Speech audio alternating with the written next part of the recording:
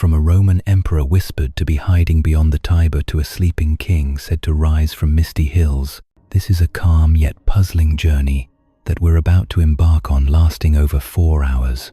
We'll begin with whether Nero really slipped away from Rome and move deeper into why King Arthur is still expected to return. So put your phone or television remote to the side, dim the lights, and please make sure to like the video, subscribe, and let me know where you are listening from in the comments. Now, let's begin.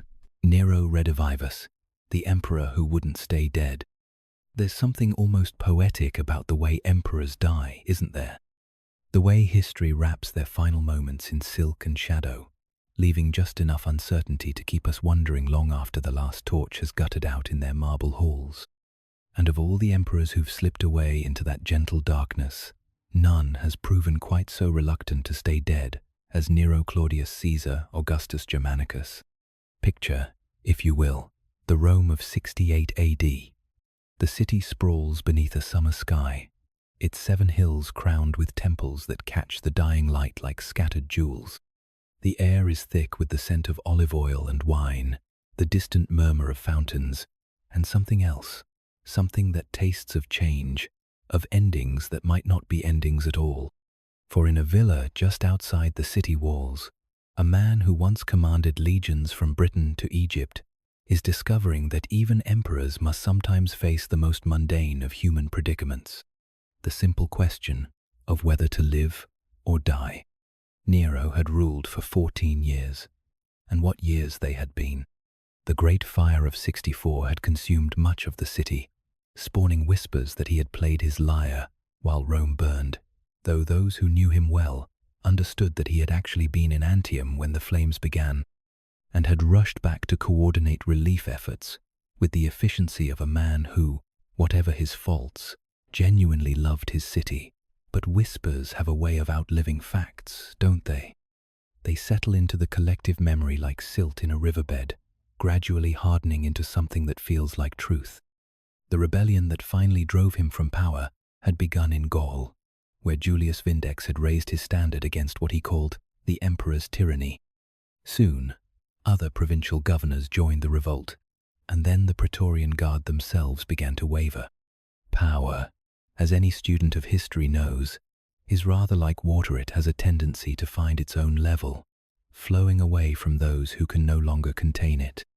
And so we find Nero in that villa, with only a handful of loyal freedmen for company, contemplating the ancient Roman tradition of noble suicide.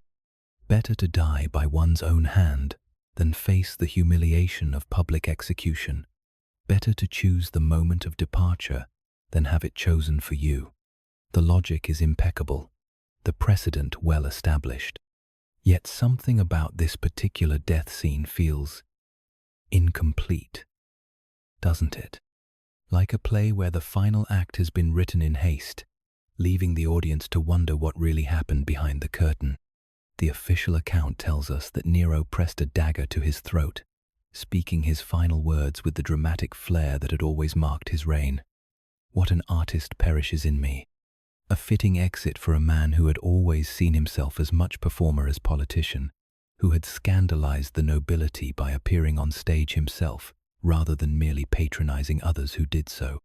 But here's where the story begins to fray at the edges, where the neat narrative of imperial suicide starts to develop those fascinating little gaps that historical mysteries love to inhabit. The confusion began almost immediately. Nero's burial was handled hastily, almost furtively, by his old nurses and a former mistress. There was no grand state funeral, no procession of mourners filing past the imperial bier. Instead, his body was wrapped in white cloth, embroidered with gold thread, a detail that suggests either touching sentimentality or perhaps something more practical, like the need to disguise certain inconvenient details about the corpse's condition. The burial took place on the Pincian Hill, in the family tomb of the Domitii, but even this seemingly straightforward detail would later become a source of uncertainty. You see, when a man rules an empire that stretches from the Atlantic to the Euphrates, his death creates ripples that travel far beyond the 7 hills of Rome. In the eastern provinces, where Nero had been genuinely popular, He had, after all, granted Greece its freedom and reduced their taxes. The news of his suicide was met with something approaching disbelief. How could their benefactor, their patron of the arts and games, simply be gone? How could a man who had given them so much have been driven to such desperation by his own people? It was in this atmosphere of confusion and wishful thinking that the first of the false Neros appeared. The historical record preserves the names of 3 major pretenders, each claiming to be the emperor who had somehow escaped death and now sought to reclaim his throne. The first emerged within a year of Nero's supposed death, appearing in the eastern provinces with a compelling story and an apparently intimate knowledge of imperial court life. He gathered a following of former slaves and freedmen, people who had served in the imperial household and who swore they recognized their former master despite the changes wrought by his ordeal. But it was the second pretender who truly captured the imagination of the Eastern Mediterranean. This man appeared around 80 AD during the reign of Domitian, and his story was far more elaborate. He claimed to have been secretly rescued from the villa by loyal supporters, smuggled out of Italy, and given sanctuary by the Parthian king beyond the empire's eastern border. For nearly a decade, he insisted, he had been gathering strength and resources, preparing for the day when he could return to claim what was rightfully his. The Parthians, it must be said, were delighted by this development. They had been Rome's greatest rivals for generations, and the prospect of supporting a claimant to the imperial throne was simply too tempting to resist. Here was a chance to destabilize their enemy from within, to support a puppet emperor who would owe his restoration to Parthian gold and Parthian swords. The pretender was received with honor at the Parthian court, given a palace and a retinue worthy of his claimed rank, and promised military support for his eventual return to Rome. This second false Nero proved remarkably adept at his role. He had mastered not just the emperor's mannerisms and speech patterns, but also his musical abilities, for Nero had been a skilled performer, particularly skilled at the lyre. The pretender could sing the emperor's favorite songs, recite his poetry, even perform some of the dramatic roles that had so scandalized the Roman elite. To those who had known Nero in his artistic capacity, the resemblance was uncanny. The third and final pretender appeared around 88 AD, and his story was perhaps the most poignant of all. He claimed to have spent the intervening decades not in luxurious exile, but in humble retreat, living as a wandering minstrel and gradually losing his memory of his former imperial life. Only gradually, he insisted, had his true identity begun to reassert itself, along with his sense of duty to reclaim the throne that had been stolen from him. This version of the survival story appealed to those who preferred their miracles wrapped in humility rather than grandeur. Each of these pretenders found eager believers, particularly among the common people of the eastern provinces. They would gather in marketplaces and taverns to hear stories of their returning emperor, to speculate about when he might reveal himself fully and reclaim his throne. The appeal was understandable. Nero had been their champion, the emperor who had treated them as equals rather than subjects, who had participated in their festivals and honored their traditions. His death had left a void that no subsequent emperor had quite managed to fill. But it wasn't just nostalgic provincials who found the idea of Nero's survival compelling. The early Christian communities, still small and scattered but growing steadily throughout the empire, began to weave their own interpretation of the Nero legend into their emerging theology. To them, the emperor who had blamed them for the Great Fire and fed them to the lions in his circus was not just a persecutor, but a harbinger of the apocalypse itself. The number 666, which appears in the Book of Revelation as the mark of the beast, can be decoded using ancient numerological methods to spell out Nero's name in Hebrew letters. Some manuscripts give the number as 616, which corresponds to the Latin spelling of his name. This wasn't coincidence, it was a deliberate code, a way for persecuted Christians to identify their enemy without naming him directly. But the prophecy didn't simply predict Nero's evil. It suggested that he would return from the dead to herald the end times. This Christian interpretation of the Nero legend added a new dimension to the survival stories. Now it wasn't just homesick provincials who expected his return, it was believers preparing for the final judgment, watching for signs that the beast was stirring once again. The idea of Nero redivivus, Nero returned to life, became woven into early Christian eschatology in ways that would influence apocalyptic thinking for centuries to come. But why did these legends persist so tenaciously? Why did the idea of Nero's survival prove so much more durable than similar stories about other emperors? Part of the answer lies in the nature of his reign and the circumstances of his death. Nero had been, in many ways, a thoroughly modern Emperor Rome who understood the power of spectacle, who sought to connect with his subjects through shared experiences of art and entertainment. His death represented not just the end of a life, but the end of an approach to imperial rule that had made him genuinely beloved in certain quarters. Moreover, the hasty and secretive nature of his burial left room for doubt. Without the elaborate public rituals that usually accompanied an imperial death, without the display of the corpse and the formal ceremonies of succession, rumors naturally flourished.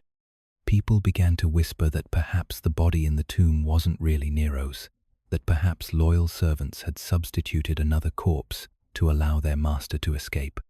The very attempts to keep the burial private only fueled speculation about what was being hidden. The legend also benefited from the genuine affection that many people felt for Nero's memory. Modern historians have begun to recognize that the portrait of him as a mad tyrant was largely the creation of aristocratic writers who despised his populist policies and his theatrical inclinations. The common people, particularly in the East, remembered him as a generous patron and a reforming emperor who had tried to make the empire more inclusive and less stratified. For them, the idea that he might return to complete his work was not a nightmare but a dream. As you settle into sleep tonight, perhaps you can imagine yourself in one of those eastern cities, listening to a storyteller spin tales of the emperor who wouldn't stay dead. The oil lamps flicker against the painted walls, casting dancing shadows that seem to move with a life of their own.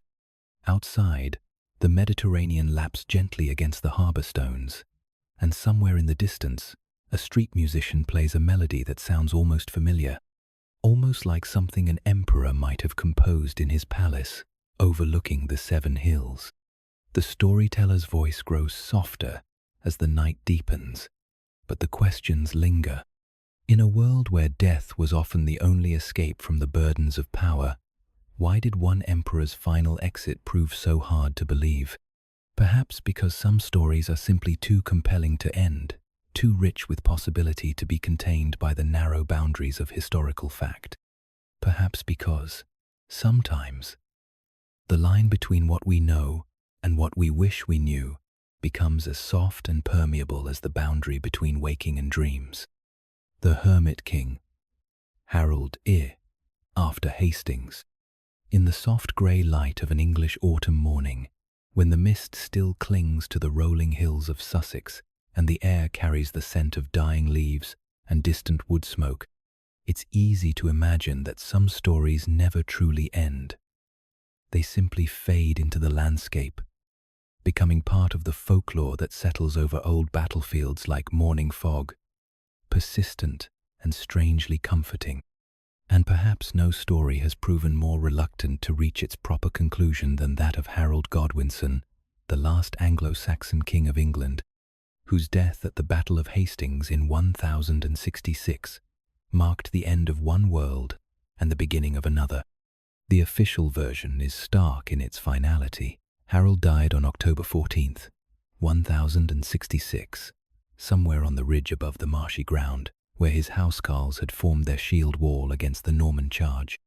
An arrow found its mark, or perhaps it was a sword thrust, or maybe he was simply overwhelmed by the press of enemy soldiers in the chaos of the battle's final moments. The Bayeux Tapestry, that magnificent embroidered chronicle of the conquest, shows us a figure beneath the words Harold Rex, struck down by an arrow to the eye. though scholars continue to debate whether this represents Harold's death or merely one episode in a longer, more complex sequence. But here's where the story begins to develop those fascinating little inconsistencies that historical mysteries love to inhabit.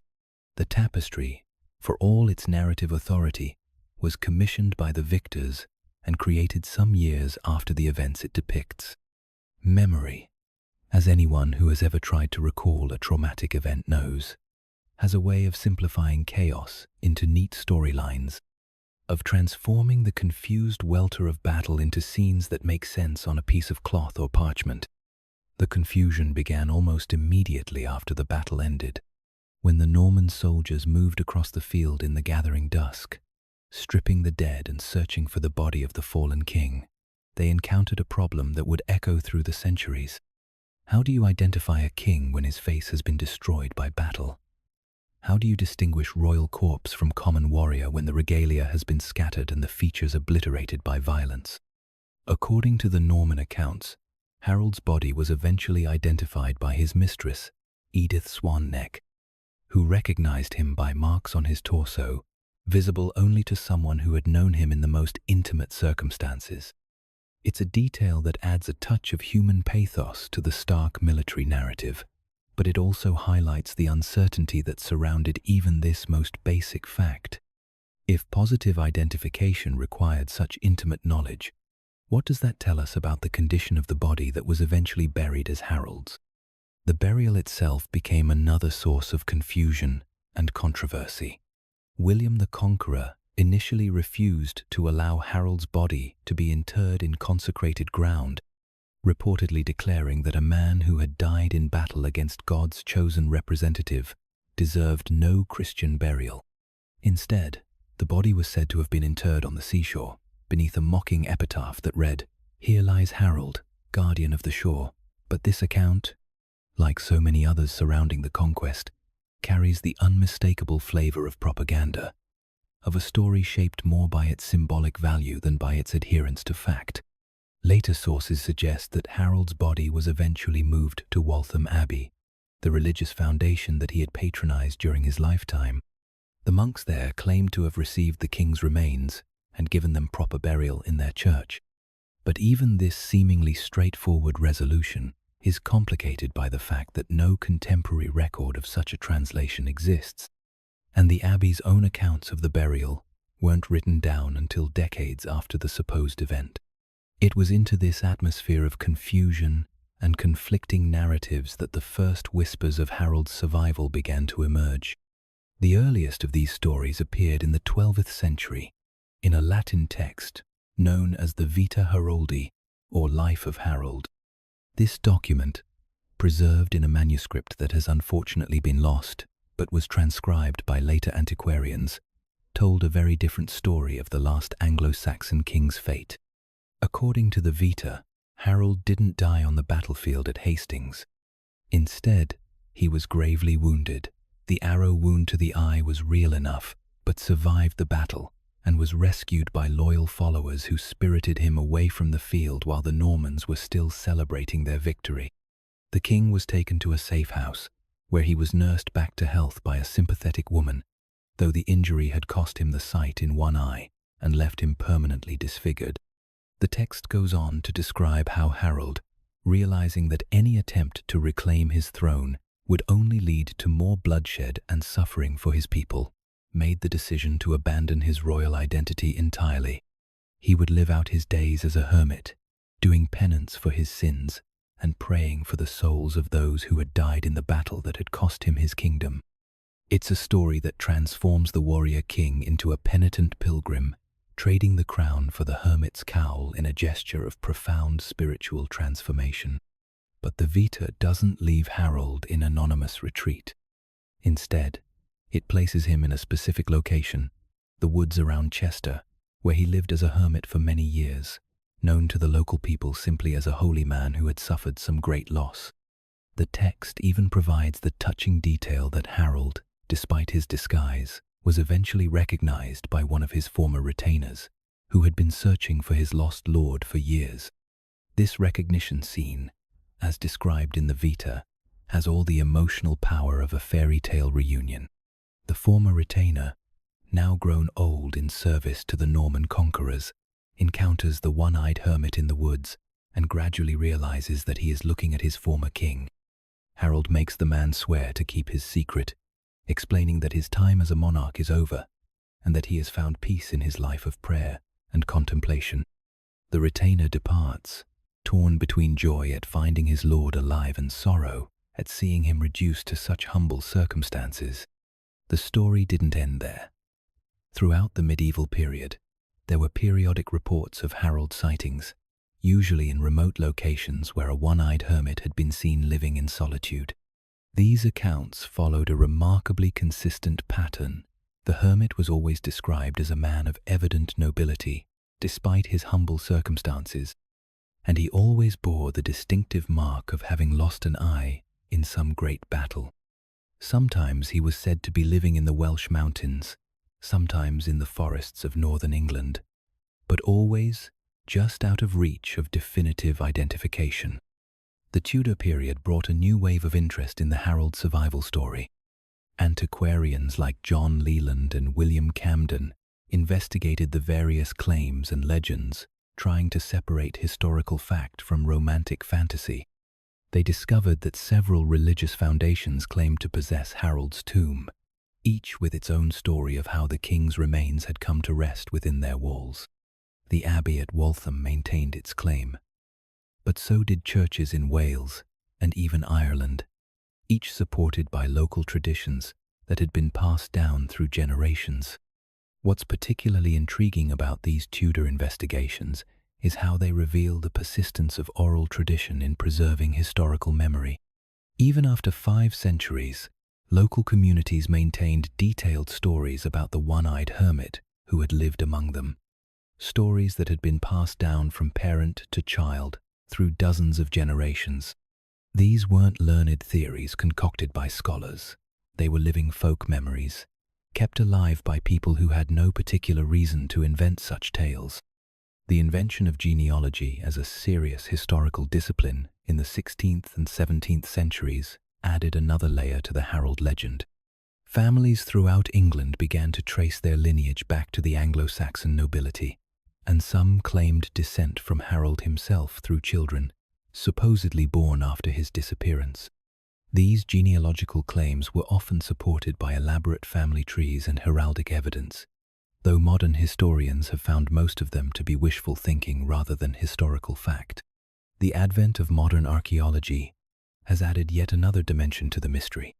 Excavations at Waltham Abbey in the 19th and 20th centuries failed to locate any tomb that could definitively be identified as Harold's, despite the abbey's long-standing claims.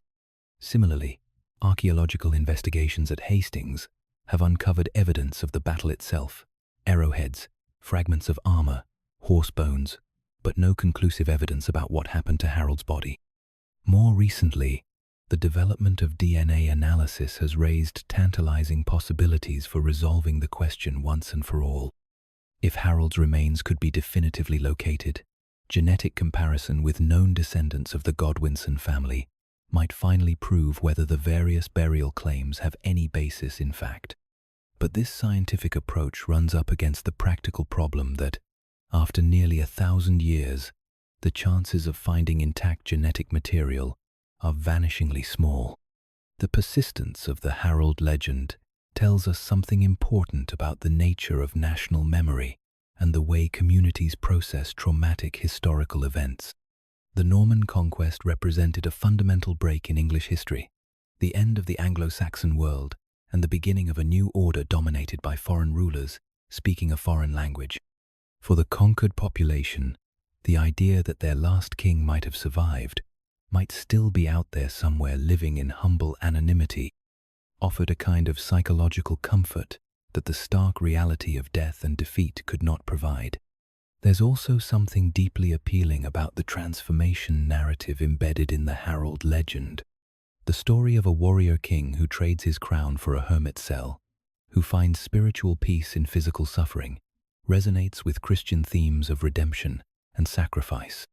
It suggests that even the most earthly power can be transcended.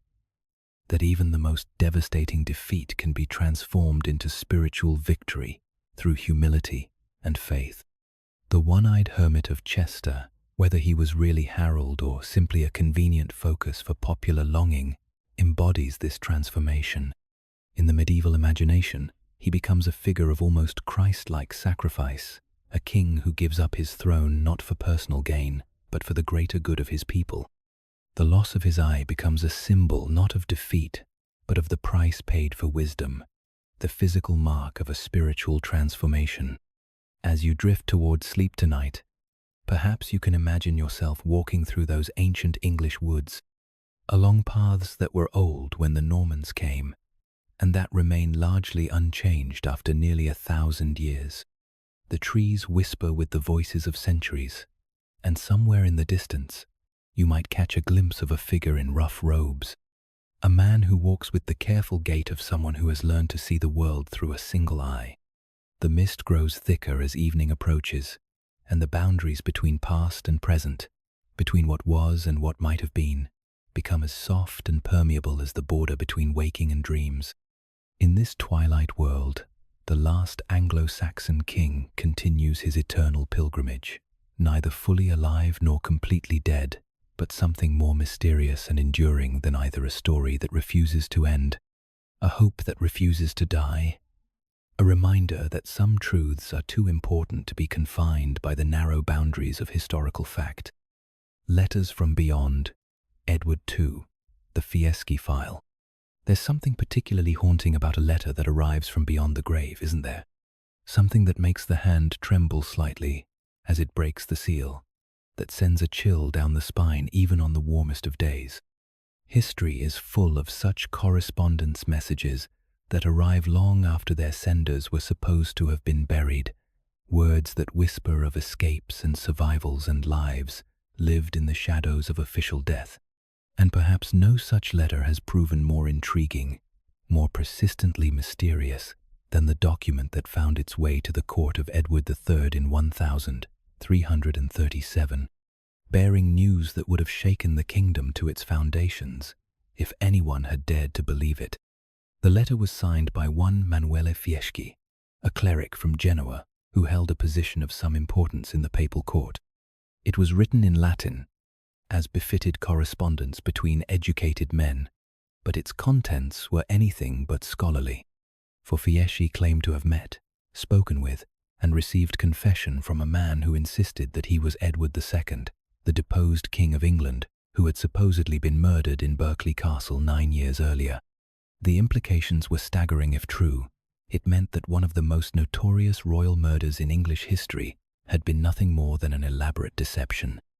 But to understand the power of Fieschi's letter, we must first step back into the gloom of Berkeley Castle on that September night in 1327, when Edward II was said to have met his end. The castle sits in the Gloucestershire countryside like a stone ship anchored in a sea of green fields, its massive walls and towers speaking of centuries of power and violence. In the autumn of 1327, those walls contained a fallen king, a man who had once ruled England from Scotland to Wales, but who now existed at the mercy of his captors. Edward II's downfall had been both spectacular and inevitable. His reign had been marked by military disasters, particularly the crushing defeat at Bannockburn in 1314, and by his scandalous relationships with male favourites who seemed to exercise more influence over royal policy than did the great magnates of the realm. First there had been Piers Gaveston, the handsome Gascon who had been granted the earldom of Cornwall and who had flaunted his intimacy with the king until the nobles finally had him murdered. Then came Hugh Despencer and his son, another Hugh, who had accumulated vast wealth and power through their connection to the king, until they too fell victim to the inexorable logic of medieval politics. The end came swiftly once it began. Edward's queen, Isabella, had fled to France ostensibly to negotiate with her brother, the French king, but actually to organize an invasion force with her lover, Roger Mortimer. When they landed in England in 1326, they found the kingdom ripe for revolution. The dispensers were captured and executed with the creative brutality that medieval politics demanded, and Edward himself was forced to abdicate in favor of his young son, who would reign as Edward III under the regency of his mother and Mortimer. But abdication wasn't enough for the new regime. A living ex-king, however powerless, remained a potential rallying point for opposition. Medieval politics had a simple solution for such problems. The fallen king would have to die, but in such a way that responsibility could be deflected and the new regime's hands would remain officially clean.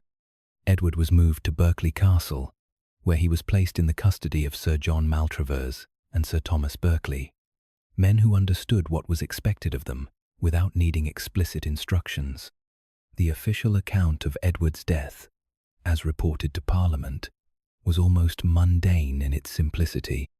The former king had died of natural causes, probably illness brought on by the stress of his captivity and the shock of his fall from power. There was no mention of violence, no suggestion of foul play, just the sad but unremarkable death of a man who had lost everything and finally succumbed to despair. The body was displayed publicly before burial, and those who viewed it reported no obvious signs of violence. But rumors began almost immediately. Servants at the castle whispered of screams in the night, of strange implements being heated in the kitchens, of a death that was anything but natural. The stories grew more elaborate with each telling, eventually coalescing around the horrific claim that Edward had been murdered by having a red-hot poker thrust into his Bawelsa method that would leave no external marks, but would cause excruciating agony before bringing merciful death. Whether this lurid account was true or simply a product of popular imagination, it became the accepted version of Edward's fate. The method was seen as grimly appropriating a form of execution that mirrored the sexual sins that had supposedly contributed to his downfall. It was a story that satisfied the medieval taste for poetic justice while explaining why no obvious wounds were visible on the displayed corpse. But what if the whole story was nothing more than an elaborate piece of theatre? What if the screams were genuine, but the death was feigned? What if the body displayed in Berkeley Castle was not Edward II but some unfortunate substitute, while the real king was spirited away to begin a new life in exile? This was the explosive claim contained in Manuele Fieschi's letter, and it was supported by details that were disturbingly specific. According to Fieschi, Edward had indeed been held at Berkeley Castle, but his captors had been secretly sympathetic to his plight. Rather than murder him, they had arranged for his escape, substituting another body for the king's and allowing him to flee the country. The deposed monarch had made his way to Ireland, where he had lived in hiding for several months before taking ship for the continent. From there, he had begun a wandering life that would eventually lead him to the papal court and his encounter with Fieschi. The letter describes Edward's journey in remarkable detail. After leaving Ireland, he had travelled through France and into the Low Countries, always moving carefully, always staying one step ahead of those who might recognize him. He had spent time in various religious houses, sometimes as a pilgrim, sometimes as a lay brother, gradually working his way south toward the warmth and relative safety of the Mediterranean world. Eventually, according to Fieschi, Edward had made his way to Avignon, where the papal court was then located. It was there, in the shadow of the great palace that the popes had built for themselves in exile from Rome, that he had finally revealed his true identity to a cleric who was skilled in hearing confessions and keeping secrets. Fieschi claimed to have been deeply moved by the deposed king's story, and to have been convinced by the wealth of detail and the evident sincerity of the man who claimed to be Edward II. But the letter doesn't end with Edward's confession. Instead, it goes on to describe his continuing journey, his restless movement from one religious house to another, always seeking a place where he could find peace and absolution for the sins that had led to his downfall. Fieschi traces his path through France and into Italy, where he spent time at various monasteries and hermitages, always living under an assumed name but never quite able to escape the weight of his royal identity. The final destination mentioned in the letter is the hermitage of Sant'Alberto di Butrio, a remote monastery in the hills of northern Italy. There, Fieschi claims, Edward had finally found the peace that had eluded him throughout his wandering years. He had lived simply, praying for the souls of those who had died because of his failures as a king, and performing the menial tasks that monastic life demanded. It was a fitting end for a man who had lost everything, not death, but a kind of spiritual death and rebirth, a transformation from king to penitent. The letter concludes with an even more intriguing claim. Fieschi states that Edward had not confined himself to Italy, but had actually travelled to Germany, where he had met with his son, the young Edward III, in the city of Koblenz.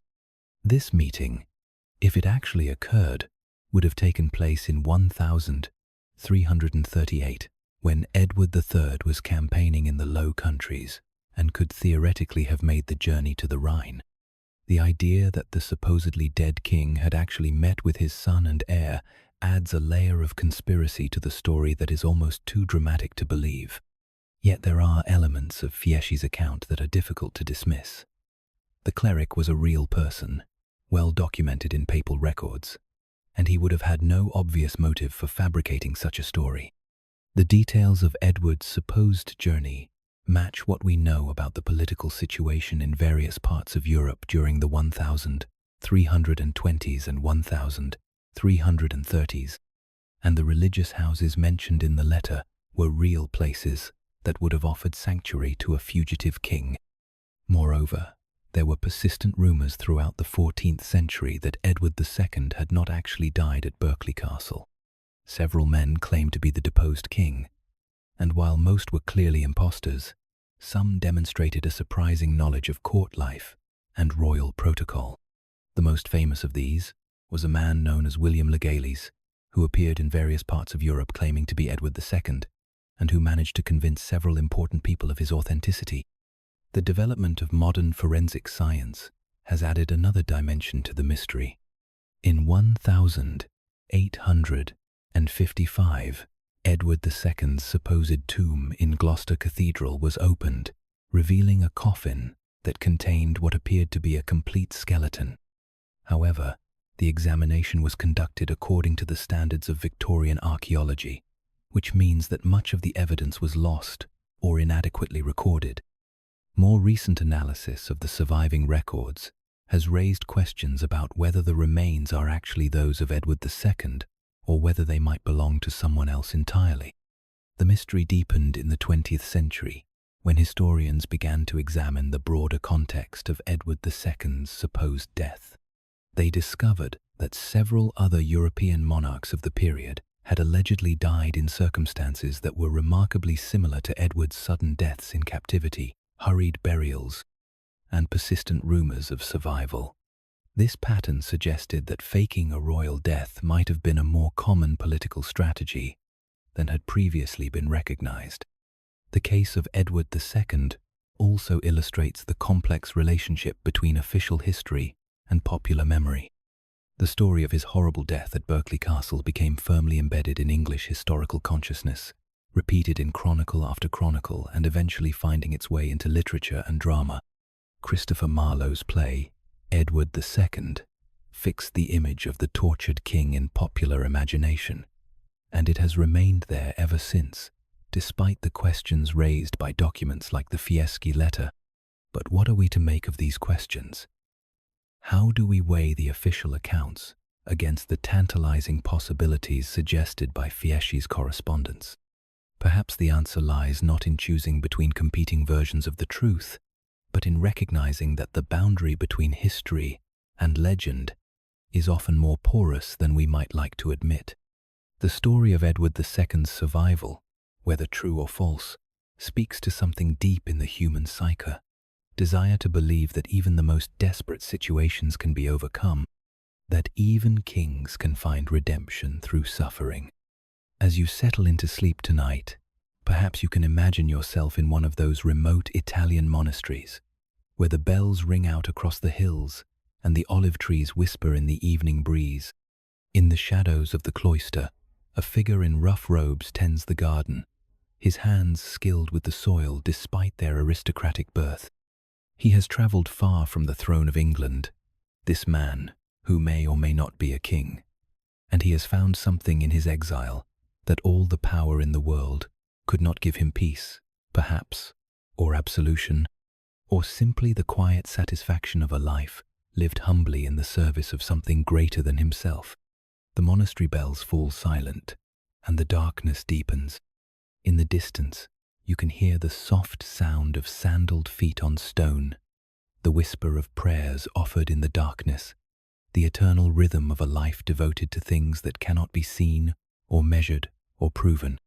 Whether the man in the garden is really Edward II, or simply another lost soul seeking redemption, his story continues in the space between what we know and what we hope, in the realm where legends live and thrive and refuse to be contained by the narrow boundaries of historical fact.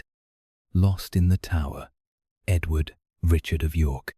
There are places in London where the very stones seem to whisper with the voices of the vanished, where the weight of centuries presses down like a gentle hand on the shoulder, reminding us that some mysteries are too profound to be solved by mere investigation. The Tower of London is one such place, its ancient walls holding secrets that have defied historians, archaeologists, and even the most sophisticated modern technology. And perhaps no secret has proven more enduring, more hauntingly elusive, than the fate of two young boys who walked into those walls in the spring of 1483, and were never seen to walk out again. Edward V was 12 years old when he became king, though he would never wear the crown or feel its weight upon his brow.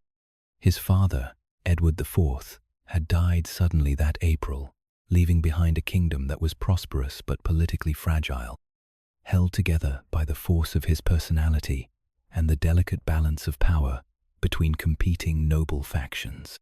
The young king was at Ludlow Castle when word came of his father's death, surrounded by the household of his maternal uncle, Earl Rivers, and blissfully unaware that his childhood had just ended forever. The journey from Ludlow to London should have been a triumphant procession, the new king making his way to his capital to claim his inheritance. Instead, it became something altogether more sinister. At Stony Stratford, the royal party was met by Richard, Duke of Gloucester, the dead king's brother, and the most powerful magnate in the realm. Richard had come, he explained, to escort his nephew safely to London and to take up his role as Lord Protector until the boy came of age. It all sounded perfectly reasonable, perfectly proper, perfectly legal. But Earl Rivers and the other members of Edward's household were arrested on charges of treason, and the young king found himself in the custody of his uncle, surrounded by Richard's men rather than his own. It was the first step in a sequence of events that would unfold with the inexorable logic of a Greek tragedy, each decision seeming reasonable in isolation, but contributing to a conclusion that would shock even the violence-hardened nobility of the 15th century. Edward was brought to London and lodged in the Tower, not as a prisoner, but as a king preparing for his coronation. The Tower was, after all, the traditional residence of monarchs before their crowning, and the royal apartments there were among the finest in the kingdom. The boy was soon joined by his younger brother, Richard of York, who was 9 years old and who had been living in sanctuary at Westminster Abbey with their mother. The reunion of the two brothers should have been a moment of comfort in their uncertain world, but instead it marked the beginning of their final chapter. What happened next depends very much on whom you choose to believe. The official version, as later promulgated by the Tudor regime, was straightforward in its horrible simplicity. Richard of Gloucester, consumed by ambition and unrestrained by moral scruple, had decided to claim the throne for himself.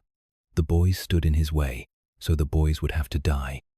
It was a narrative that painted Richard as one of history's great villains, a man who would murder his own nephews to satisfy his lust for power. The boys were seen less and less frequently in the Tower grounds during the summer of 1483. where once they had been observed playing in the gardens or appearing at the windows of their lodgings, now there were only occasional glimpses, and then none at all. Rumors began to circulate in the city, whispers that grew louder with each passing day, stories that became more elaborate and more horrifying with each telling. The princes were dead, people said. They had been smothered in their beds, or poisoned, or had their throats cut. The details varied, but the conclusion was always the same. The boys who should have been kings had been murdered. But here's where the story begins to develop those fascinating inconsistencies that mark all the great historical mysteries. For a crime that was supposedly known throughout London, remarkably few people seem to have direct knowledge of what had actually happened. There were no confessions, no deathbed revelations, no discovery of bodies. There was only the gradually dawning realization that the boys were gone, and the terrible assumption about what that absence must mean. Richard III, for he had indeed claimed the throne, declaring his nephews illegitimate, explicitly denied the rumors of their deaths, but neither did he confirm them. This silence has been interpreted in various ways by different historians. Some see it as the guilty reticence of a man who knew he could never publicly acknowledge such a crime. Others argue that Richard had no reason to dignify malicious rumors with a response, particularly when addressing them might only give them greater currency. The mystery deepened in 1674, when workmen renovating a staircase in the tower discovered a wooden chest containing the skeletons of 2 children. The bones were assumed to be those of the missing princes and were reburied with appropriate ceremony in Westminster Abbey, where they rest to this day beneath a monument designed by Christopher Wren. But the examination of the remains was cursory by modern standards, and the conclusions drawn from it were based more on hope than on scientific analysis. More recent attempts to resolve the mystery through forensic examination have been frustrated by the Church of England's reluctance to allow the bones to be disturbed again. Without DNA analysis or more sophisticated archaeological techniques, the question of whether the Westminster bones actually belonged to Edward V and Richard of York remains tantalizingly unanswered. The boys might be lying beneath Wren's elegant monument, or they might be somewhere else entirely, or they might have lived far longer than anyone has dared to imagine. For the survival theory has never entirely disappeared, despite the weight of historical opinion against it. Even during Richard III's brief reign, there were persistent rumors that the boys had been spirited away from the tower, that loyal servants had arranged their escape, that they were living in hiding somewhere beyond the reach of those who would do them harm. These rumors gained new life during the reign of Henry VII, when pretenders began to appear claiming to be one or the other of the missing princes. The most famous of these was Perkin Warbeck, a young man of obscure origins who claimed to be Richard of York. Warbeck's story was remarkably detailed and consistent. He claimed to have been smuggled out of the tower as a child and raised in exile, moving from court to court across Europe as various monarchs decided whether to support his claim to the English throne. For nearly a decade, he posed a serious threat to Henry VII's security, attracting support from powerful figures who either believed his story or found it politically convenient to do so. Lambert Simnel, another pretender, initially claimed to be Edward V, but later switched his story to claim he was actually Edward, Earl of Warwick, another young noble with a claim to the throne. The confusion surrounding Simnel's identity highlights one of the central problems with the pretender phenomenon in an age before photography or reliable written descriptions. Proving or disproving someone's identity was extraordinarily difficult, especially when that someone had supposedly been a child when last seen. What makes these survival claims particularly intriguing is the level of detail that some of the pretenders possessed about court life and royal protocol. Warbeck, in particular, demonstrated knowledge of the English court that seemed to go beyond what an impostor might reasonably be expected to acquire through casual observation. He knew personal details about the royal family, understood the complex relationships between different noble houses, and carried himself with a bearing that many contemporaries found genuinely convincing. But perhaps the most compelling evidence for the survival theory comes not from the pretenders themselves, but from the behavior of those who knew the truth about what had happened in the tower. If the boys were indeed murdered in 1483, one might expect to find some evidence of guilt or complicity among those who served Richard III. Instead, many of Richard's supporters continued to serve the crown loyally throughout his reign and even into the Tudor period, suggesting either remarkable cynicism or genuine ignorance about any alleged crime. The question is further complicated by recent archival discoveries that have shed new light on the political situation in 1483. The Missing Princes Project, a research initiative launched in the 2020s, has uncovered evidence that suggests the political landscape was far more complex than the traditional Tudor narrative would have us believe.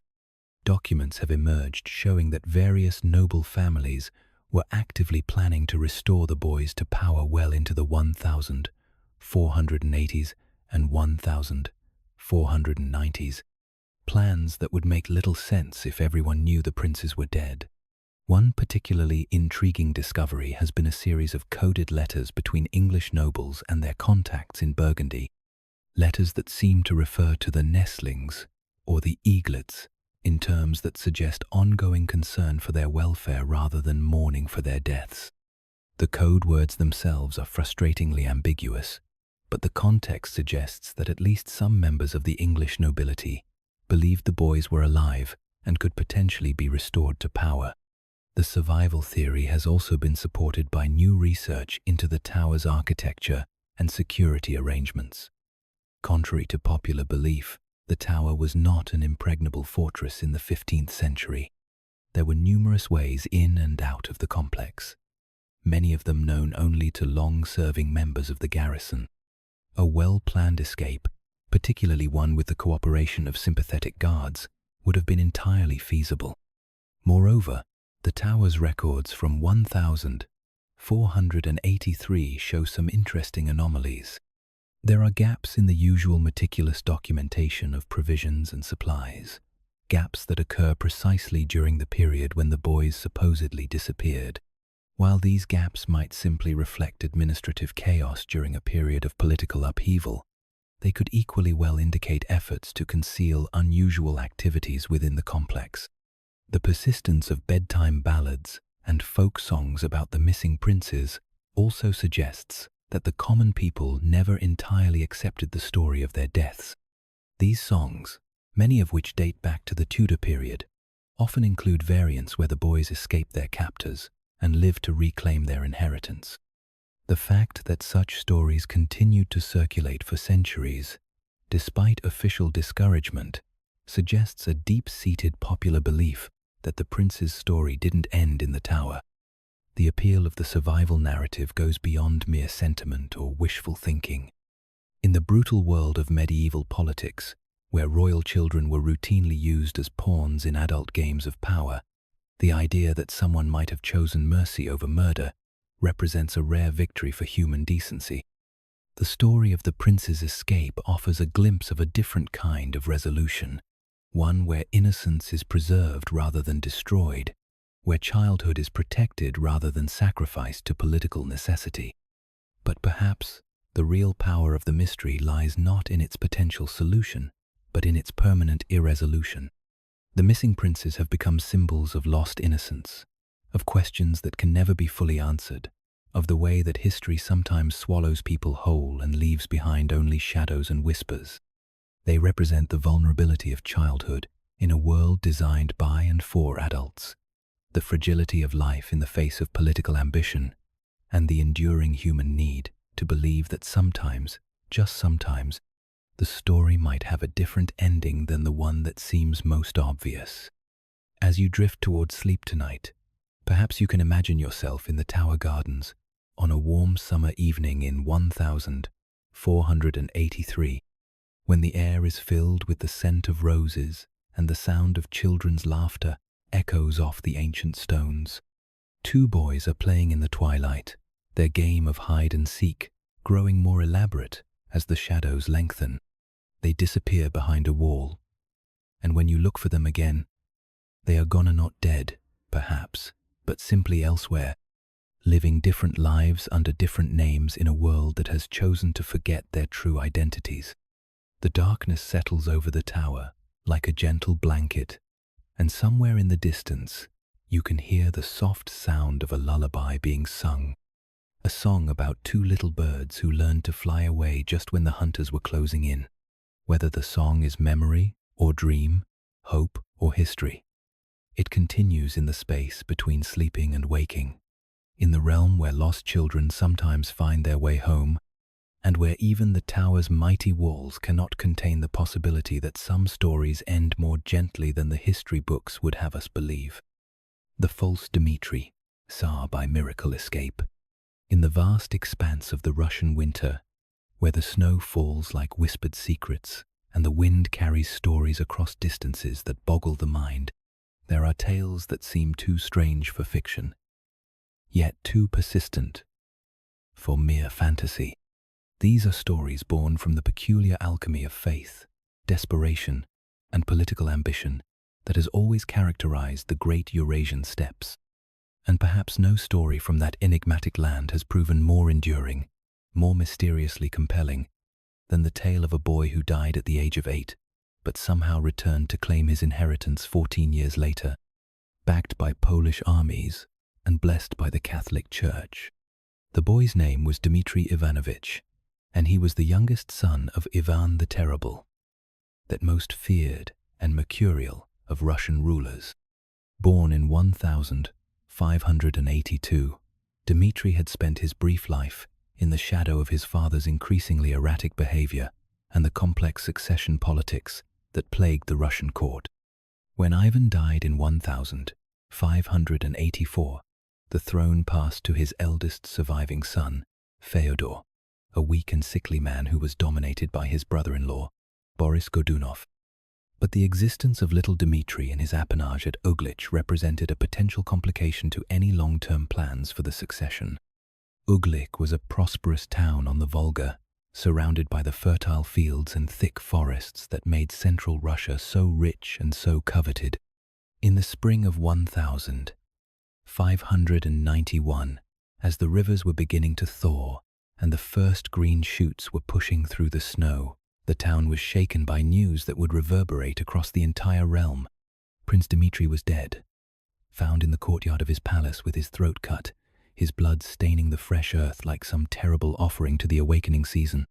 The official investigation, led by Vasily FIESCHI, concluded that the boy had died in an accident while playing with a knife. He had suffered from epilepsy, the investigators explained, and during a seizure had fallen upon his own blade. It was a conclusion that satisfied the legal requirements of the case, but left many questions unanswered, many suspicions unaddressed. Why had the boy been playing with such a weapon? Where were his guardians during this fatal game? And why did the people of Uglich immediately assume that murder had been done, rioting in the streets until the supposed perpetrators were torn apart by the mob? The doubts about Dmitry's death were compounded by the broader political situation. Tsar Fyodor was childless and unlikely to produce an heir, which meant that the Rurik dynasty family that had ruled Russia for over 700 years faced extinction. Boris Godunov, as the power behind the throne, was the obvious candidate to succeed when Fyodor died, but his legitimacy would always be questioned if any member of the old dynasty survived. The elimination of the young prince removed the last serious obstacle to Godunov's eventual elevation to the throne. When Fyodor died in 1598, Boris Godunov did indeed become Tsar, but his reign was plagued by the kind of disasters that Russians have always interpreted as signs of divine displeasure. Crop failures led to famine. Foreign enemies pressed against the borders, and throughout the realm there was a growing sense that something fundamental had gone wrong with the natural order. Into this atmosphere of crisis and uncertainty came whispers of a miracle that defied all rational explanation. Dmitry Ivanovich was not dead. He had been saved from his would-be assassins by loyal servants, who had spirited him away from Uglich and hidden him in a remote monastery. For years he had lived in obscurity, growing to manhood while learning the skills that would enable him to reclaim his birthright. Now, 14 years after his supposed death, he was ready to return and claim the throne that was rightfully his. The story spread like wildfire across a realm that was desperate for hope, desperate for a sign that the old certainties could somehow be restored. The man who claimed to be the resurrected Dmitry first appeared in Poland, where he had supposedly fled after escaping from Russia. His story was remarkably detailed and internally consistent. He claimed to remember specific events from his childhood in Uglich, knew intimate details about the imperial family, and carried himself with the bearing of a man born to rule. More importantly, he had somehow acquired the education and political sophistication that would be expected of a prince who had spent his exile years preparing for his return. The Polish nobility were initially skeptical, but they were also intrigued by the possibilities that Dmitry's claim represented. Poland and Russia had been engaged in a centuries-long struggle for dominance in Eastern Europe, and the prospect of placing a friendly ruler on the Moscow throne was simply too tempting to ignore. Moreover, Dmitry had converted to Catholicism during his exile, which opened up the tantalizing possibility of bringing Orthodox Russia into the Roman fold. The Jesuits were particularly enthusiastic about this opportunity, seeing in Dmitry's claim a chance to extend Catholic influence into the vast Orthodox heartland. But it was not just foreign support that gave credibility to Dmitry's cause. When news of his return reached Russia, it sparked uprisings across the country as people who had served the old dynasty rallied to what they believed was the rightful heir.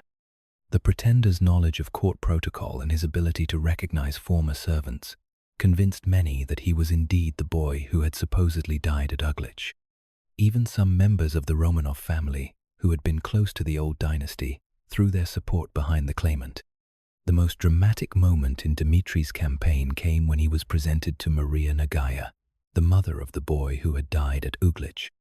If anyone could definitively identify or expose the pretender, it was surely the woman who had given birth to the real Dmitry, and who had been present at Uglich during the events of 1591.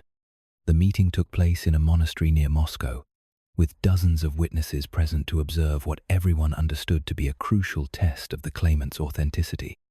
According to the accounts that survive, Maria Nagaya looked long and carefully at the man who claimed to be her son, studying his face and listening to his voice as he spoke of memories that only Dmitry could possess.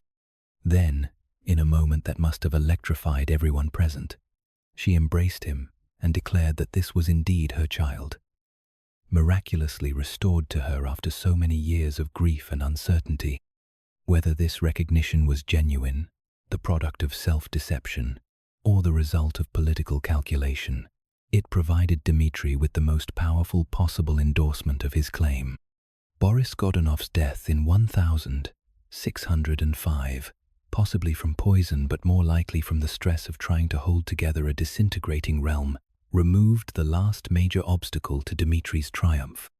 The pretender entered Moscow in triumph, was crowned with ancient ceremonies in the Assumption Cathedral, and began to rule as Dmitry I, the restored Rurik prince, who had returned from the dead to save his people from the usurper's tyranny. But Dmitry's reign would prove to be brief and turbulent. His Polish supporters and Catholic advisors made him deeply unpopular with the Orthodox clergy and the Moscow nobility, who had expected the restoration of traditional Russian ways rather than the introduction of foreign influences. Moreover, his marriage to Marina Minisek, a Polish Catholic, was seen as a betrayal of Orthodox principles and a sign that the new Tsar placed his foreign alliances above his Russian identity. The end came suddenly and violently in May 1606, when a group of boyars led by Vasily Schwieskith, the same man who had investigated the original death at Uglich, stormed the Kremlin and murdered Dmitry in his chambers. His body was displayed publicly, mutilated beyond recognition, and then burned, with the ashes supposedly fired from a cannon toward Poland to ensure that he could never return again. It was a grotesquely theatrical conclusion to a reign that had been built on theater from the very beginning. But even death could not end the story of the false Dimitri, for no sooner had the first pretender been eliminated than others began to appear, each claiming to be the true heir who had somehow escaped the massacre in the Kremlin. The second false Dimitri gathered an even larger following than the first, establishing a rival court in Tuscino and maintaining his claim for several years before he too was assassinated.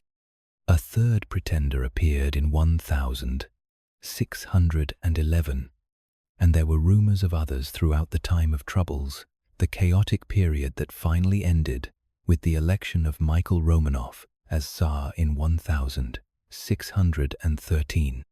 The persistence of these various Dimitris speaks to something deeper than mere political opportunism or popular gullibility. In the Orthodox tradition, the concept of the sleeping king, the rightful ruler who will return in the hour of greatest need, has deep theological roots. The idea that God might preserve a faithful prince through miraculous means, that divine providence might work through apparently natural events to ensure that justice ultimately prevails, resonated powerfully with a people who understood their history as a series of divine interventions and miraculous deliverances. Moreover, the story of the false Dimitris coincided with a period of profound social and religious upheaval in Russia. The old certainties were breaking down, the traditional authorities were losing credibility, and people were desperate for signs that the world still made sense, that there was still some connection between earthly justice and divine will. The pretenders offered more than just political leadership. They offered proof that God had not abandoned Russia, that the rightful order could still be restored. The folk songs and legends that grew up around the false Dimitris reflect this deeper spiritual dimension of their appeal. These songs, many of which continued to be sung well into the 19th century, present Dimitri not as a political adventurer but as a martyr and miracle worker, a prince who conquered death itself through the power of his righteous claim.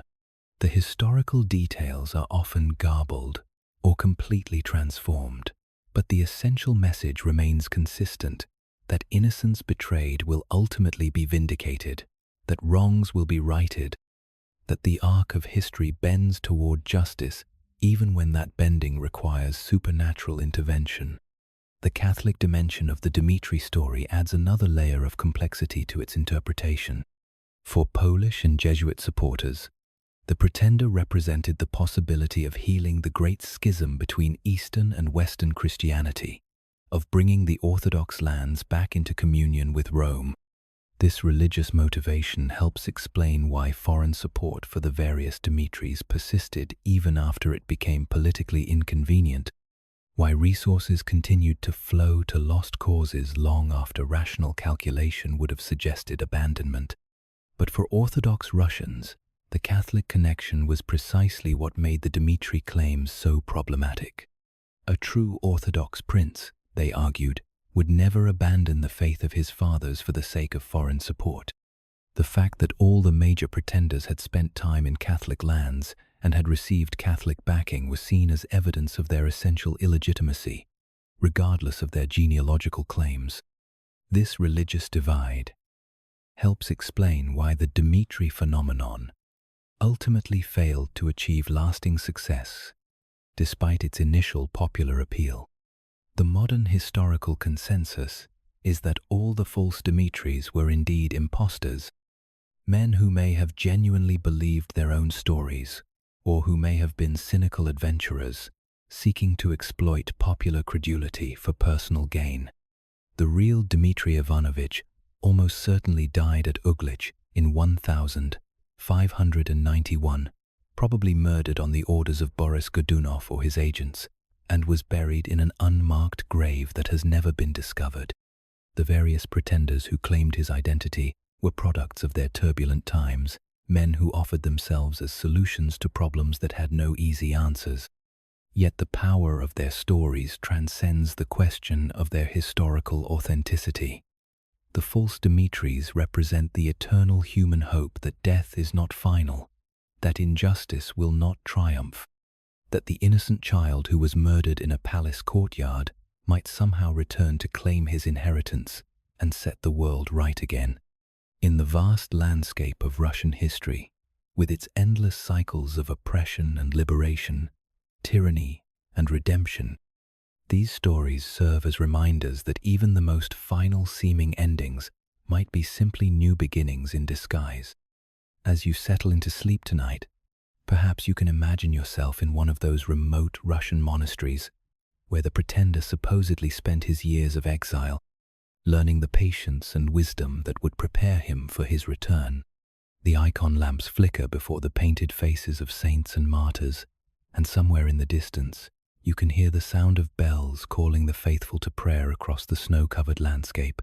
The young monk who kneels before the altar might be anyone, a genuine seeker after truth, a deluded dreamer, or perhaps, just perhaps, a prince who conquered death through the sheer force of his refusal to accept that some stories must end in tragedy. The snow continues to fall outside the monastery walls, covering the tracks of those who have passed this way before, creating a clean white page on which new stories might be written. In the realm between sleeping and waking, between what was and what might have been, the bells continue to ring, and the false Dmitry continues his eternal journey from death back to life, from exile back to home, from the darkness of the grave back to the golden light of the imperial throne. The marble emperor, Constantine, XVII, PALAIÓLOGOS. There's something almost ethereal about Constantinople in the hour before dawn, when the mist rises from the Golden Horn and the great dome of Hagia Sophia emerges from the darkness, like a prayer made visible in stone. In May of 1453, as the final siege of the city entered its last desperate phase, the ancient streets must have seemed suspended between earth and heaven, between the weight of 11 centuries of history and the terrible uncertainty of what the new day might bring. It was in this liminal space, this moment balanced on the knife's edge between one world and another, that Constantine XI, Palaiologos, the last emperor of Byzantium, stepped into legend and vanished from history. Constantine had ruled for only 4 years, but they had been years that compressed lifetimes of struggle into their brief span. When he ascended the throne in 1449, the once mighty Byzantine Empire had shrunk to little more than the city of Constantinople itself, a final glittering jewel set in the vast crown of Ottoman expansion. The great walls that had protected the city for 1,000 years still stood, but they faced an enemy unlike any that had come before Sultan Mehmed II, barely 21 years old, but possessed of an intellect and ambition that would earn him the title the Conqueror and change the course of world history. The siege had begun in early April, with the Ottoman army spreading across the hills outside the city like a vast carpet of steel and silk. Mehmed had brought with him innovations that made the ancient fortifications suddenly obsolete. Massive cannons cast by Hungarian engineers, ships that could be dragged overland to outflank the chain across the Golden Horn, and most importantly, an absolute determination to succeed where so many previous besiegers had failed. This would not be another siege that ended with the Ottomans withdrawing as winter approached. This would be the final reckoning. For Constantine, the approaching end must have carried a weight beyond mere political calculation. He was not just the emperor of a city, he was the heir to a tradition that stretched back through an unbroken line to Augustus Caesar himself. The purple he wore connected him to Constantine the Great, who had founded the city and made it the new Rome, to Justinian, who had built Hagia Sophia and briefly restored the empire to its ancient boundaries, to the countless emperors who had held the line between Europe and Asia for more than a millennium. On the night of May 28th, as reports reached the palace that the final assault would begin at dawn, Constantine made his last tour of the defenses. Witnesses described him moving along the walls like a ghost, speaking quietly with the soldiers who would die with him, offering what comfort he could to men who understood that they were defending more than just a city. They were the last guardians of an idea, the final witnesses to a vision of Christian empire that had shaped the medieval world. The emperor's final speech to his defenders has been preserved in several versions, each slightly different, but all carrying the same note of resignation transformed into resolution. He spoke of the glory of dying for faith and fatherland, of the honor that comes from standing firm when retreat is impossible, of the way that some defeats can be more meaningful than victories. But perhaps most telling was his decision to remove the imperial regalia, to face the final battle not as an emperor, but as a simple soldier fighting for his home. When dawn broke on May 29th, the Ottoman assault began with a ferocity that seemed to shake the very foundations of the earth. The great cannons thundered against the walls, opening gaps that were immediately filled with desperate defenders, only to be torn open again by the next barrage. The fighting was fierce and personal, sword against sword, shield against shield, with no quarter asked or given on either side. In the midst of this chaos, Constantine took his place at the most vulnerable point in the defences, the land wall near the gate of St. Prochings, Romanus, where legend says the gap between the earthly city and the eternal one is thinnest.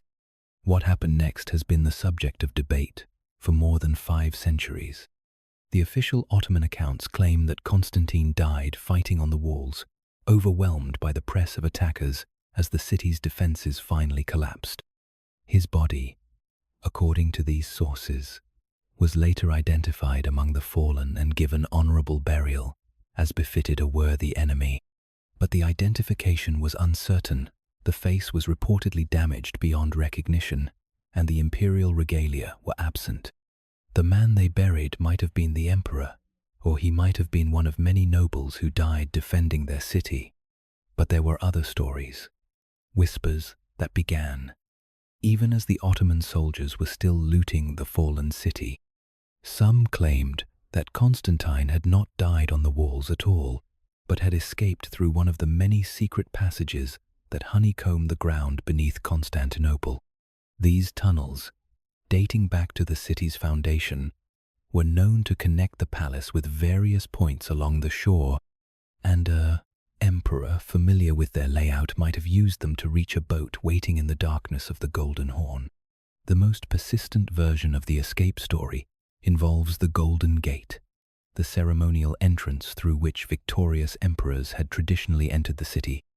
According to this legend, Constantine made his way to this ancient portal as the city fell around him, but instead of fleeing through it, he simply vanished, translated directly from the earthly realm, to join the company of those who sleep until their people's hour of greatest need.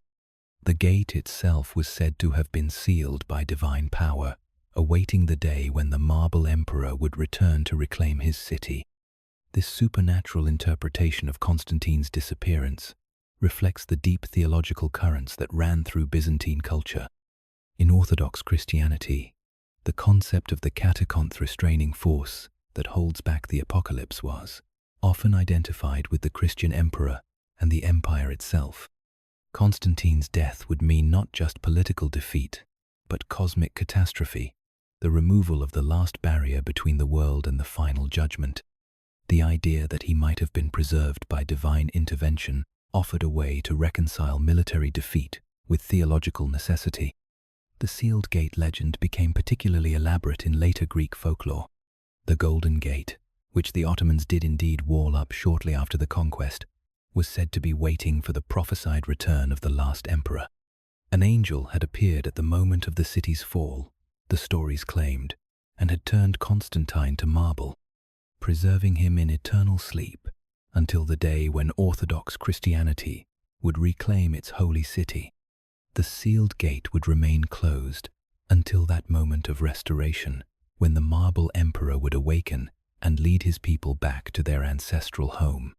This sleeping king motif connects Constantine's legend to a broader tradition of European folklore that includes King Arthur, Frederick Barbarossa, and numerous other royal figures who are said to await their nation's hour of greatest need.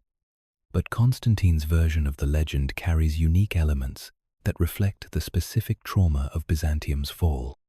Unlike other sleeping kings who retreat to hidden caves or magical islands, Constantine is said to remain within his city, transformed but present, a guardian spirit watching over the place he could not save.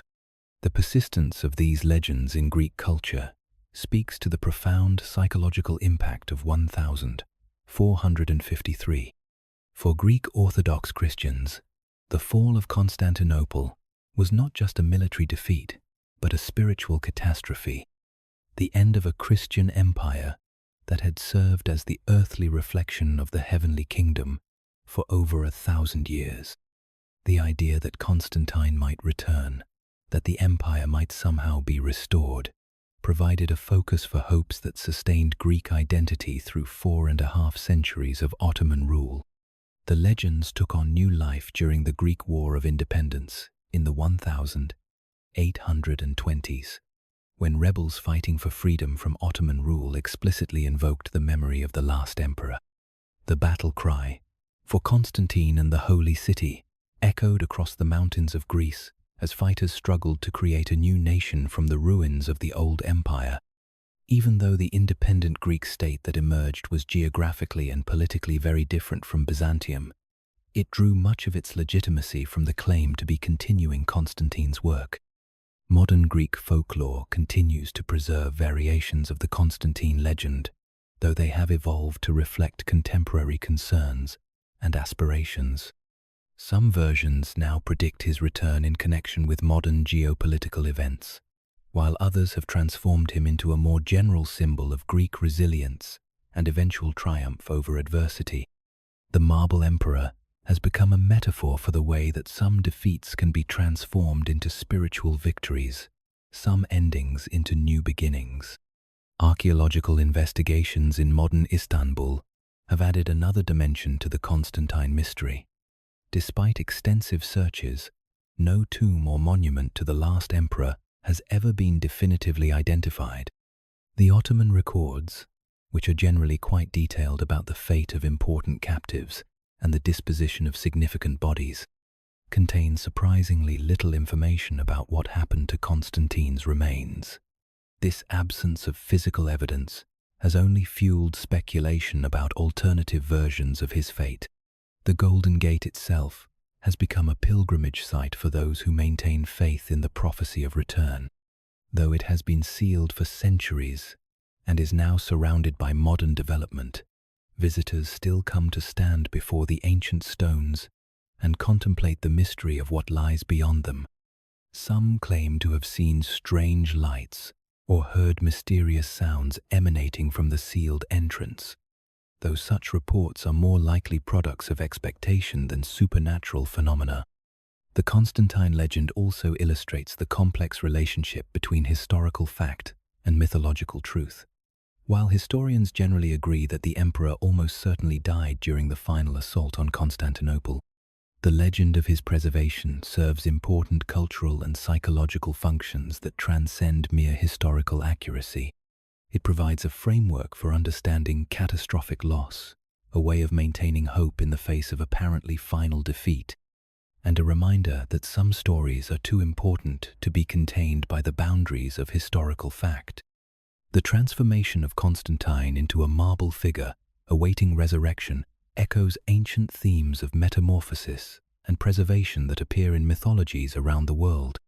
The choice of marble as the medium of his preservation is particularly significant. Marble was the material of imperial statuary, the stone that transformed mortal rulers into eternal symbols. In becoming marble, Constantine transcends the limitations of flesh, while retaining his essential identity, achieving the kind of permanence that political power alone could never provide. The legend also reflects the Byzantine understanding of imperial authority as something that transcends individual mortality. The emperor was not just a political leader but a sacred figure, the earthly representative of divine order. His transformation into marble represents not death but apotheosis, the elevation from temporal to eternal kingship. In this interpretation, Constantine's apparent defeat becomes his ultimate triumph, his translation from the realm of history to the realm of myth.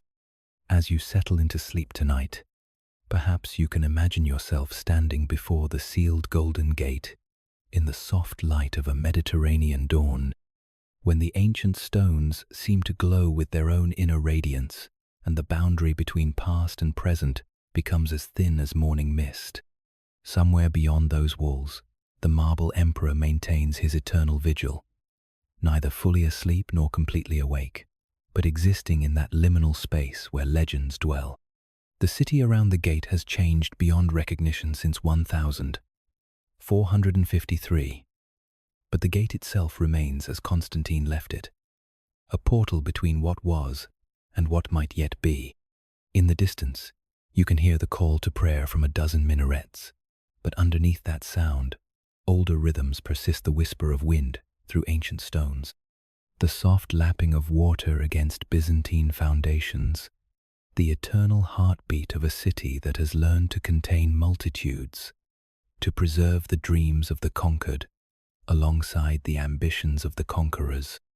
In the realm between sleeping and waking, the sealed gate shimmers like a mirage, and for just a moment, you might catch a glimpse of a figure in imperial purple standing just beyond the threshold, patient as only marble can be patient, eternal as only legend can be eternal, waiting for the moment when the gate will open and the last emperor will step back into history to complete the story that began when the first Constantine made this city the center of the world.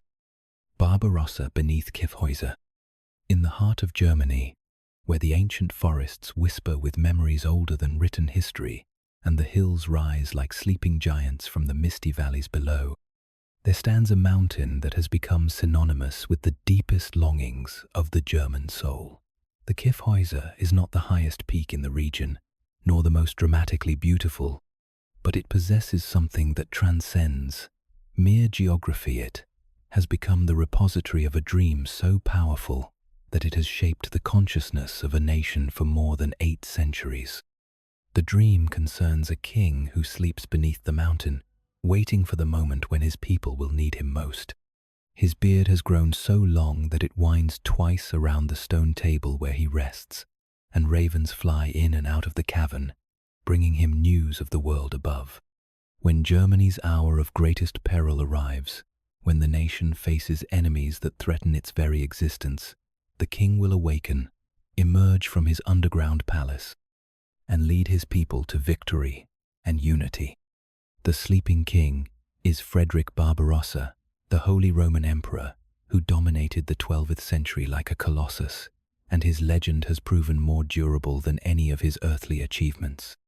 But here's where the story takes on the delicious complexity that marks all the great legends. The king who sleeps beneath the KYFFHÄUSER is not actually Frederick Barbarossa at all. He is Frederick II, Barbarossa's grandson, who died in southern Italy in 1250, and whose reign marked the last great flowering of medieval imperial power.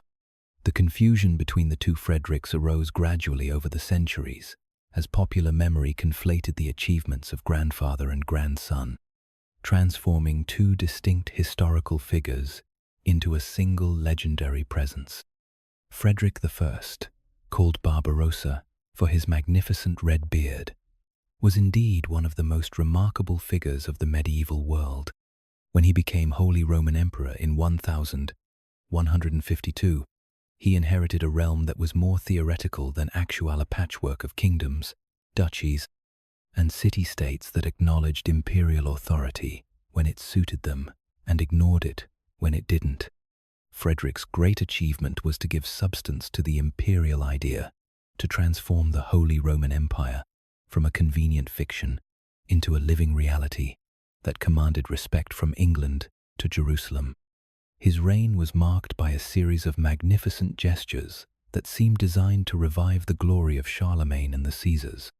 He led 6 expeditions into Italy, seeking to restore imperial control over the wealthy cities of Lombardy and to reassert the emperor's authority over the Pope himself. These campaigns were exercises in both military strategy and political theatre, carefully orchestrated displays of imperial majesty that reminded the world that the Roman Empire, however transformed, still existed and still commanded obedience. The climax of Frederick's career came with the Third Crusade, the great expedition launched in response to Saladin's conquest of Jerusalem. at the age of nearly 70, when most men would have been content to govern from their palaces, Frederick took the cross and led a massive army eastward toward the Holy Land. It was a journey that captured the imagination of all Europe, the last great crusade led by the last great emperor of the old school, a man who embodied the medieval ideal of Christian kingship. But the crusade ended not in the glory of reconquest, but in the mystery of disappearance. On June 10, 1190, while crossing the Salef River in Anatolia, Frederick Barbarossa vanished beneath the waters. The official accounts speak of an accidental drowning. The elderly emperor, weighed down by his armor, had fallen from his horse while fording the river and had been swept away by the current. His body was recovered, and his followers attempted to preserve it for burial in Jerusalem.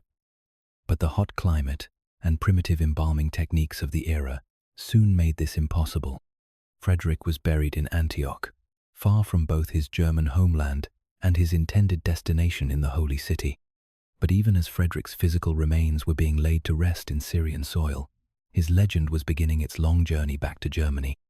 The manner of his death seemed almost too mundane for such a magnificent life. Could the great Barbarossa really have been defeated by a simple river crossing? Could the emperor who had challenged popes and humbled cities really have died so anticlimactically, so far from the fields of glory, where he had always expected to meet his end?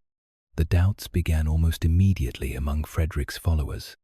Some claimed that the body recovered from the river was not the emperor's at all, that Frederick had survived the crossing and had simply disappeared into the vast landscape of the eastern Mediterranean. Others suggested that the emperor had deliberately staged his own death, choosing to abandon the burdens of rulership and to spend his final years as a simple pilgrim in the Holy Land. These stories multiplied as Frederick's army struggled homeward, carrying with them tales that grew more elaborate with each telling. By the time news of Frederick's fate reached Germany, the stories had already begun to take on the magical qualities that would characterize them for centuries to come. Frederick was not dead, the returning crusaders whispered, was simply sleeping, waiting for the day when he would be needed again. Some said he had been taken up into heaven, like the prophet Elijah, to await the end times.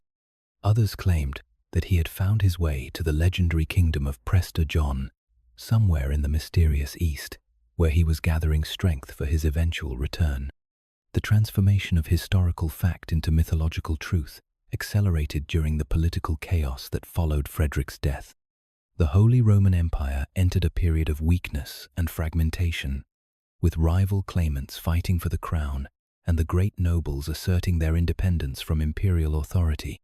In this atmosphere of decline and uncertainty, the memory of Frederick's strength and success became increasingly attractive to those who longed for a return to order and unity. The specific location of Frederick's legendary sleep was not immediately fixed. Early versions of the story placed him in various mountains throughout the German lands, sometimes in the Alps, sometimes in the Black Forest, sometimes in the remote highlands of Bavaria. But gradually, the KYFFHÄUSER began to emerge as the favored location, perhaps because of its central position in the German landscape, or perhaps because of older Germanic traditions that associated the mountain with magical powers and otherworldly beings. The choice of the KYFFHÄUSER was also influenced by the conflation of the two Fredericks that occurred during the later medieval period.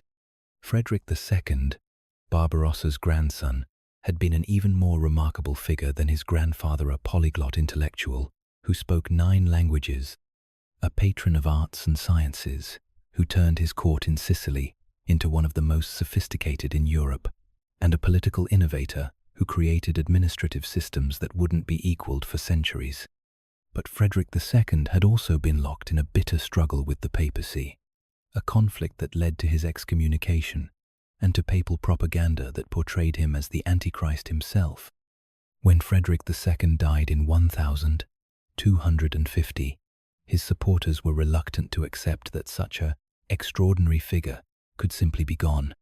Stories began to circulate that he too was merely sleeping, waiting for the moment when he would return to complete his work of imperial restoration.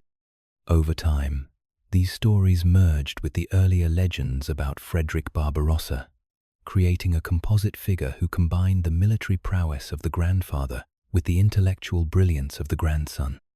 The KYFFHÄUSER legend reached its full development during the Romantic period of the early 19th century, when German intellectuals and artists were struggling to define their national identity in the aftermath of the Napoleonic Wars.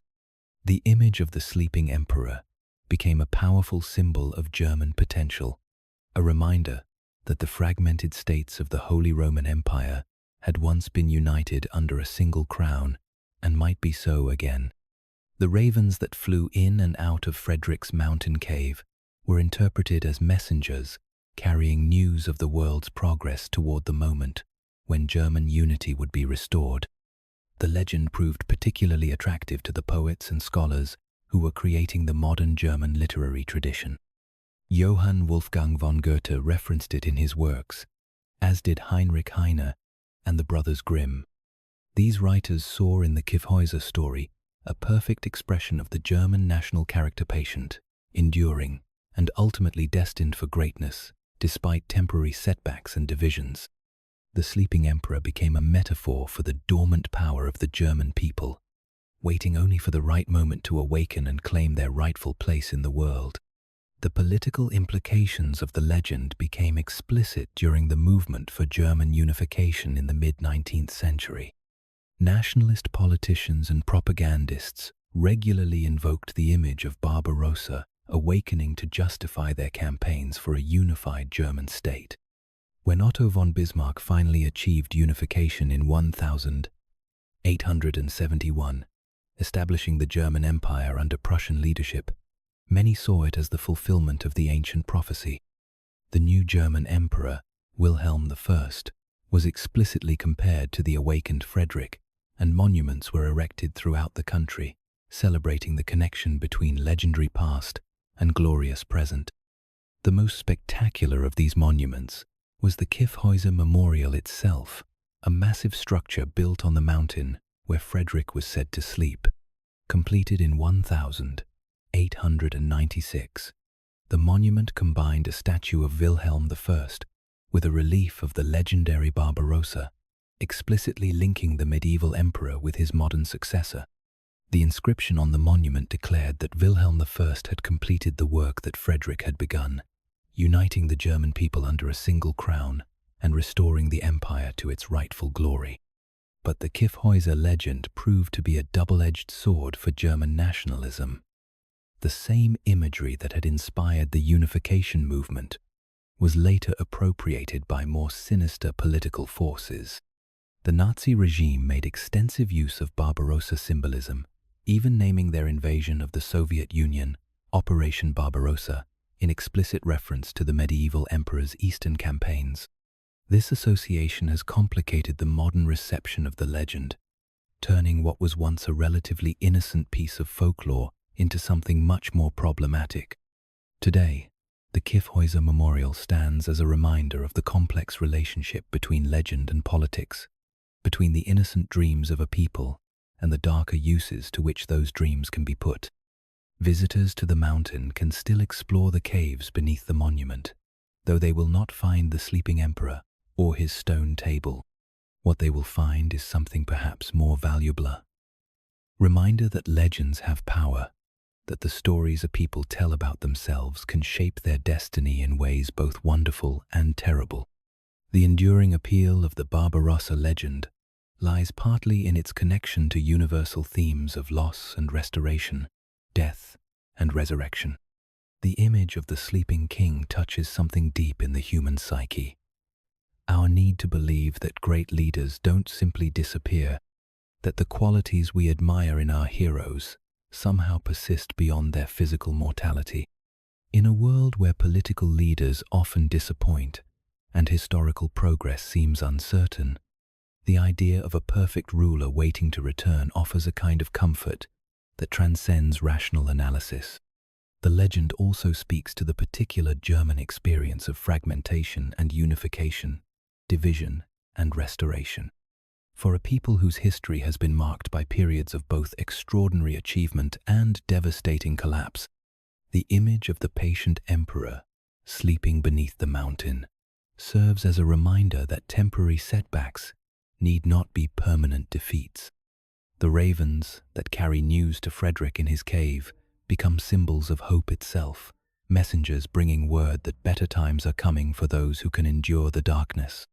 As you drift towards sleep tonight, perhaps you can imagine yourself walking through the ancient forests that surround the KYFFHÄUSER, along paths that wind between trees old enough to have shaded the armies of medieval emperors. The mountain rises before you like a natural cathedral, its slopes covered with the kind of deep, primeval woodland that seems to exist outside of ordinary time. Somewhere beneath your feet, according to the legend, a king sits at his stone table, his magnificent beard flowing like a river of silver around the ancient stone. The ravens call from the treetops as evening approaches, their voices carrying across the valleys like fragments of an eternal conversation between the world above and the world below. In the gathering dusk, the boundary between legend and reality becomes as soft and permeable as the mist that rises from the forest floor. The sleeping emperor continues his patient vigil, waiting for the moment when the ravens will bring him news that his time of awakening has finally come. But perhaps the real magic of the KYFFHÄUSER legend lies not in the possibility of Frederick's literal return, but in the way it reminds us that some dreams are too important to die, that some hopes are strong enough to survive the centuries and continue inspiring new generations. In the realm between sleeping and waking, between memory and prophecy, the red-bearded emperor sleeps on, and the ravens continue their eternal flight between the mountain and the sky, carrying messages of patience and hope to all who remember that some stories never truly end. They simply wait for the right moment to begin again. The vanishing Ming, Jianwen Emperor, in the forbidden city of Beijing, where the crimson walls hold secrets like cupped hands holding water, there is a silence that speaks louder than any imperial proclamation. It is the silence that surrounds the name of JIANWEN, the second emperor of the Ming dynasty, who reigned for only 4 years before vanishing into the mists of history like a figure from a classical painting. His official name was Jianwen, meaning establishing culture. But the culture he established was one of questions without answers, of mysteries that have haunted Chinese historians for more than 6 centuries. The story begins in the golden afternoon of the Ming dynasty's early years, when the vast empire stretched from the frozen forests of Manchuria to the tropical jungles of Vietnam, and the dragon throne seemed as permanent as the mountains themselves. The founder, Hongwu Emperor, had driven out the Mongol Yuan dynasty and established a new order based on Confucian principles and centralized imperial power. When he died in 1398, the succession seemed secure. His chosen heir was his grandson JIANWEN, a scholarly young man of 21 who had been carefully educated in the classics and groomed for the enormous responsibilities of imperial rule. But the Hongwu Emperor had made a decision that would prove to be the seed of his dynasty's first great crisis. To strengthen his family's hold on power, he had granted substantial territories and military forces to his sons, creating a network of prince kingdoms that were intended to serve as bulwarks against external threats and internal rebellion. These princes commanded armies, controlled vast resources, and governed their domains with nearly absolute authority. It was a system designed to ensure stability, but like so many well-intentioned political arrangements, it contained within itself the potential for its own destruction. The most powerful of these princes was Judi, the 4th son of the founder, who held the strategic northern fief of Yan with its capital at Beijing. Judi was everything that his nephew, the new emperor, was not: a seasoned military commander who had spent years fighting the Mongols beyond the Great Wall, a pragmatic politician who understood power in its rawest form, and a man of implacable ambition who had never quite accepted his younger nephew's elevation over him. The stage was set for a confrontation that would determine not just the fate of the Ming dynasty, but the entire course of Chinese history. The young Jianwen emperor began his reign with reforms that revealed both his idealism and his political inexperience. He sought to reduce the power of his uncles, to centralize authority in the capital at Nanjing, and to govern according to Confucian principles of benevolence and moral rectitude. These were admirable goals, but they threatened the interests of men who had spent decades accumulating power and who were not inclined to surrender it peacefully. The emperor's advisors urged him to move quickly against the most dangerous of the princes before they could organize resistance. But Jianwen hesitated, constrained by Confucian notions of filial piety and family loyalty that made it difficult for him to act decisively against his own relatives. Zhu Di had no such compunctions. In 1399, he raised the banner of rebellion, claiming that he was not rebelling against the emperor, but rather seeking to rescue him from evil advisors who had corrupted his judgment. It was a brilliant propaganda strategy that allowed Zhu Di to present himself as the defender of legitimate authority rather than its destroyer. The conflict that followed would be known as the Jingnan Campaign, a civil war that raged for 4 years and devastated much of northern China. The war was a study in contrasts between two very different approaches to power and governance. Jianwen commanded the resources of the imperial government, the loyalty of most of the bureaucracy, and armies that vastly outnumbered those of his uncle. But Zhu Di possessed advantages that proved more decisive superior military leadership, the loyalty of battle-hardened troops who had fought alongside him against the Mongols, and most importantly, the ruthless determination to do whatever was necessary to achieve victory. The tide of the war turned gradually in Zhu Di's favor as his forces proved more mobile and effective than the imperial armies. City after city fell to his advance, and one by one, the emperor's supporters abandoned what appeared to be a losing cause. By 1402, Zhu Di's forces were approaching Nanjing itself, and it became clear that the capital could not be defended. The emperor's advisors urged him to flee south, to continue the resistance from the safety of the southern provinces, but Jianwen seemed paralyzed by the magnitude of the disaster that was overtaking him. It was at this moment of supreme crisis that the mystery began. On July 13, 1402, as Zhu Di's forces breached the outer defenses of Nanjing, a fire broke out in the imperial palace. The flames spread quickly through the wooden buildings, consuming everything in their path with a ferocity that seemed almost supernatural.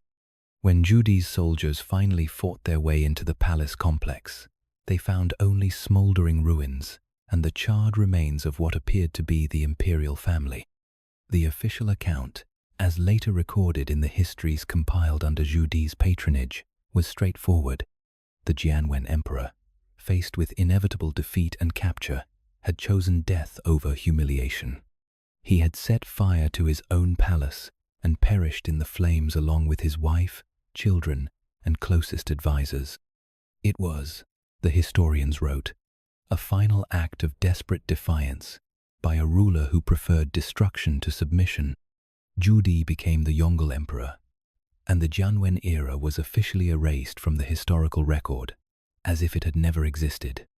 But even as the official histories were being written, doubts were beginning to emerge about what had really happened in the burning palace. The bodies found in the ruins were so badly damaged that positive identification was impossible, and several palace servants claimed that they had seen the emperor escaping through secret passages moments before the fire began. These passages, they insisted, led to the Yangtze River, where boats were waiting to carry the imperial family to safety. The doubt was fueled by the behavior of Zhu Di himself, who seemed surprisingly anxious for a man who had supposedly achieved complete victory. Almost immediately after taking the throne, he began an intensive search for his missing nephew, sending agents throughout the empire with orders to investigate any reports of the former emperor's survival. This search would continue for decades, suggesting that Zhu Di was not entirely convinced that his rival had actually died in the palace fire. The most persistent reports placed Jianwen in various Buddhist monasteries, where he was said to be living as a simple monk under an assumed name. These stories had a certain plausibility. The emperor had always been attracted to Buddhist philosophy, and the monastery would have provided both spiritual comfort and practical sanctuary for a fugitive ruler. Moreover, the Buddhist monastic community had its own networks of communication and mutual support that could have facilitated the emperor's movement from one safe house to another. One particularly detailed account, preserved in Ming Dynasty records, tells of a mysterious monk who appeared at a monastery in Yunnan province shortly after the fall of Nanjing. This monk demonstrated an intimate knowledge of court affairs and imperial protocol, but he consistently refused to reveal his true identity. When questioned about his past, he would only say that he had once served the Son of Heaven, but had renounced worldly concerns to seek enlightenment through Buddhist practice. The monk remained at the monastery for several years before disappearing once again, leaving behind only a cryptic poem about the transience of earthly glory. Similar stories emerged from monasteries throughout southern China, creating a kind of shadow history of the vanished emperor's wanderings. Each account contained enough specific details to be convincing, but none provided conclusive proof of Jianwen's survival. The emperor had become a ghost, haunting the collective memory of the empire he had lost, appearing just often enough to keep hope alive among his supporters, but never staying long enough to provide definitive evidence of his existence. The search for Jianwen became one of the great obsessions of the Yongle emperor's reign. Official expeditions were sent to investigate rumors in remote provinces, and a network of spies and informants was established to monitor religious institutions throughout the empire. The most famous of these search missions was led by Admiral Zheng He, whose 7 great voyages to Southeast Asia and the Indian Ocean were officially described as diplomatic and commercial expeditions, but may have had the secret purpose of searching for the missing emperor in foreign lands. The persistence of the search suggests that the question of Jianwen's fate was more than just a matter of historical curiosity. It was a political necessity for the Yongle emperor's legitimacy. As long as there was any possibility that his predecessor might still be alive, there would always be a potential rallying point for opposition to his rule. The former emperor's survival would mean that Zhu Di was not a legitimate ruler, but a usurper, holding the throne through force rather than rightful inheritance. But the search also reflected something deeper in Chinese political culture, the concept of the mandate of heaven, which held that legitimate rulers received divine approval for their authority. If Jianwen had truly been the rightful emperor, his survival might indicate that heaven had not withdrawn its mandate from him, despite his military defeat. The Yongle emperor's anxiety about his predecessor's fate thus reflected uncertainty about his own standing in the cosmic order that governed all earthly affairs. As the years passed, and no definitive evidence of Jianwen's survival emerged, the story began to evolve from political crisis into cultural legend. Poets and storytellers began to craft narratives about the wandering emperor, transforming him from a defeated ruler into a symbol of Buddhist detachment and spiritual wisdom. In these stories, Jianwen's loss of the throne became not a tragedy but a liberation, freeing him from the burdens of worldly power to pursue enlightenment through spiritual practice. The legend reached its full development during the Qing dynasty, when Chinese storytellers had more freedom to explore themes that might have been politically sensitive under Ming rule. The vanished emperor became a stock figure in popular literature, usually depicted as a wise and compassionate monk who had found true happiness only after abandoning the hollow trappings of imperial power.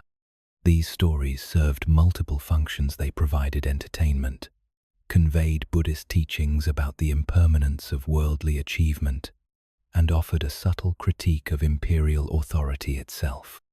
Modern historians have generally concluded that Jianwen probably did die in the palace fire, as the official accounts claimed. The evidence for his survival is largely circumstantial, based on unverified reports and wishful thinking rather than solid documentation. The extensive searches conducted by the Yongle Emperor's agents failed to produce any conclusive evidence, despite their thoroughness and the resources devoted to them. Most scholars now believe that the survival stories were products of political opposition and popular hope rather than historical fact. Yet the legend of the vanishing emperor continues to fascinate Chinese culture, appearing in novels, films, and television dramas that explore the theme of power abandoned for principle. The story resonates with classical Chinese values that emphasize the superiority of spiritual cultivation over material success, the wisdom of withdrawal from corrupt worldly affairs, and the ultimate futility of political ambition. In a culture that has always valued scholarly retreat and philosophical detachment, the image of an emperor who chooses the monastery over the palace carries powerful symbolic weight. The Jianwen mystery also illustrates the complex relationship between official history and popular memory in Chinese culture.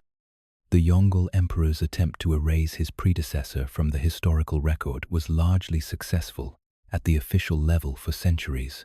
The Jianwen era was treated as a historical anomaly, barely mentioned in orthodox histories.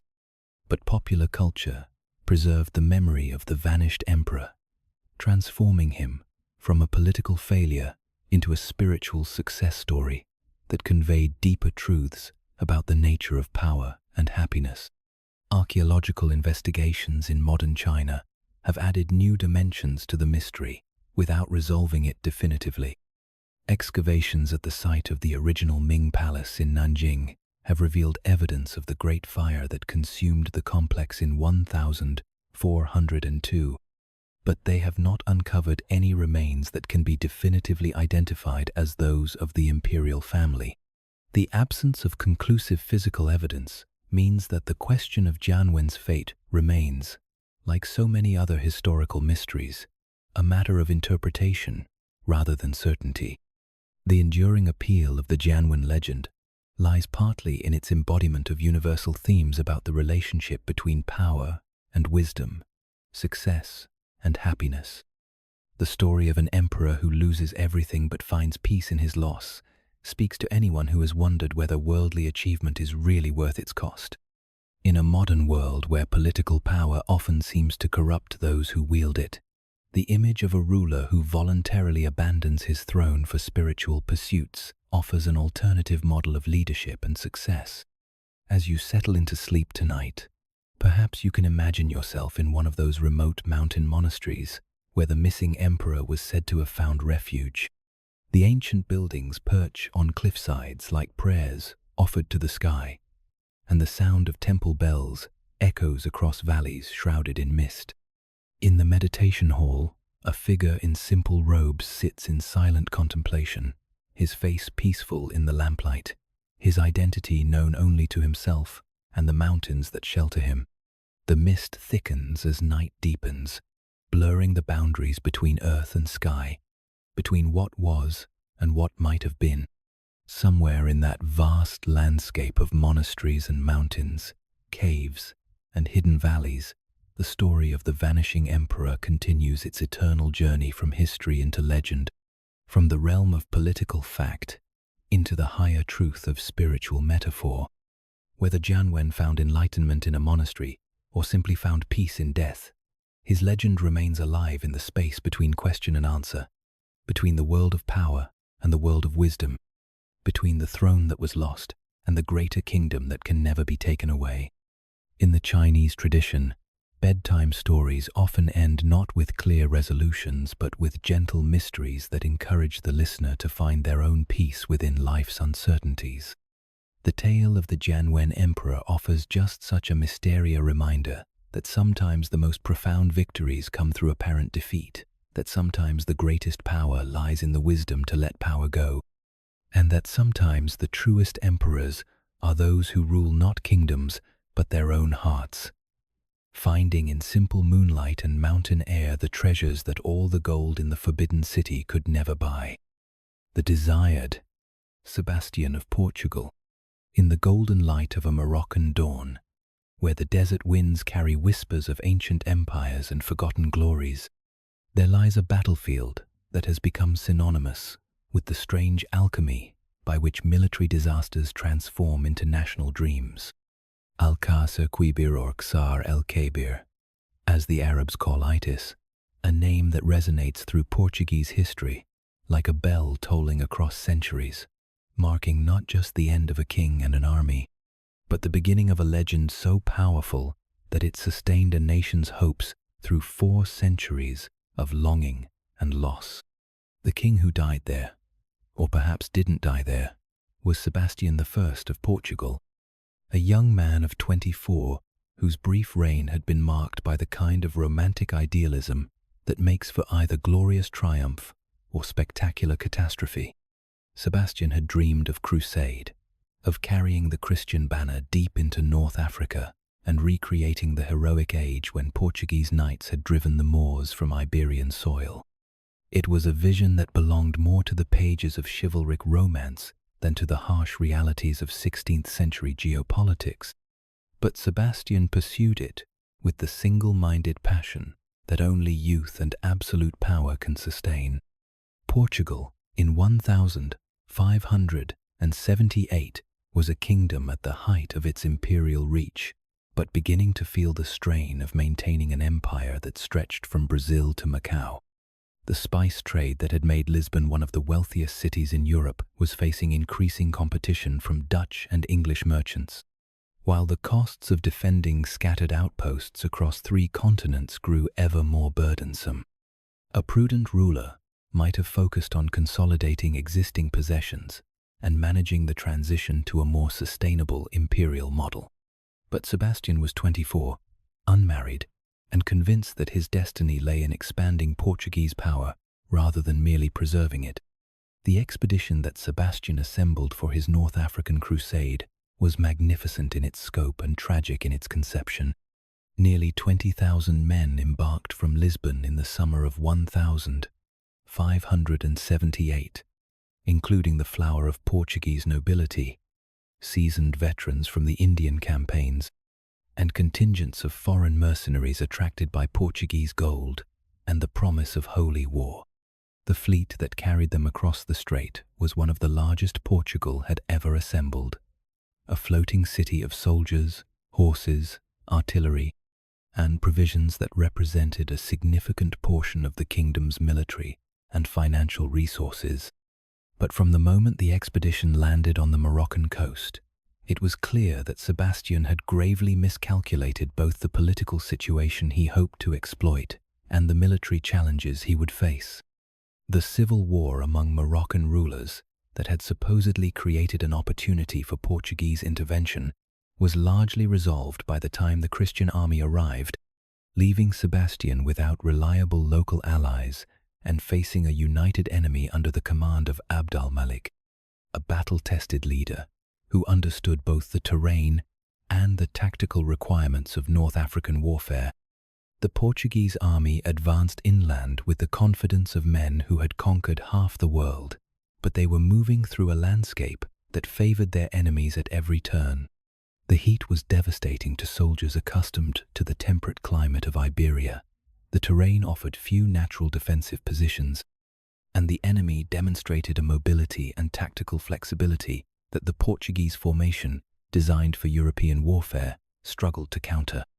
By the time Sebastian realized the magnitude of his miscalculation, retreat would have meant abandoning the prestige and resources he had invested in the expedition. The Battle of Alcácer-Quibir, fought on August 4, 1578, was a catastrophe that unfolded with the inexorable logic of a Greek tragedy. The Portuguese army, strung out in a long column and harassed by mounted archers, was systematically destroyed by forces that struck and withdrew before the Christians could bring their superior armor and discipline to bear. Sebastian himself fought with the desperate courage of a man who understood that his reign and his kingdom's future hung in the balance. But individual heroism could not compensate for strategic folly and tactical disadvantage. When the dust settled on the battlefield, 3 kings lay dead: Sebastian of Portugal, Abd al-Malik of Morocco, and Muhammad al-Mutawakkil, the pretender whose cause had supposedly justified the expedition. It was an outcome so dramatically appropriate that later chroniclers would describe it as divine intervention, the hand of God, ending the lives of all 3 protagonists in a single day of judgment.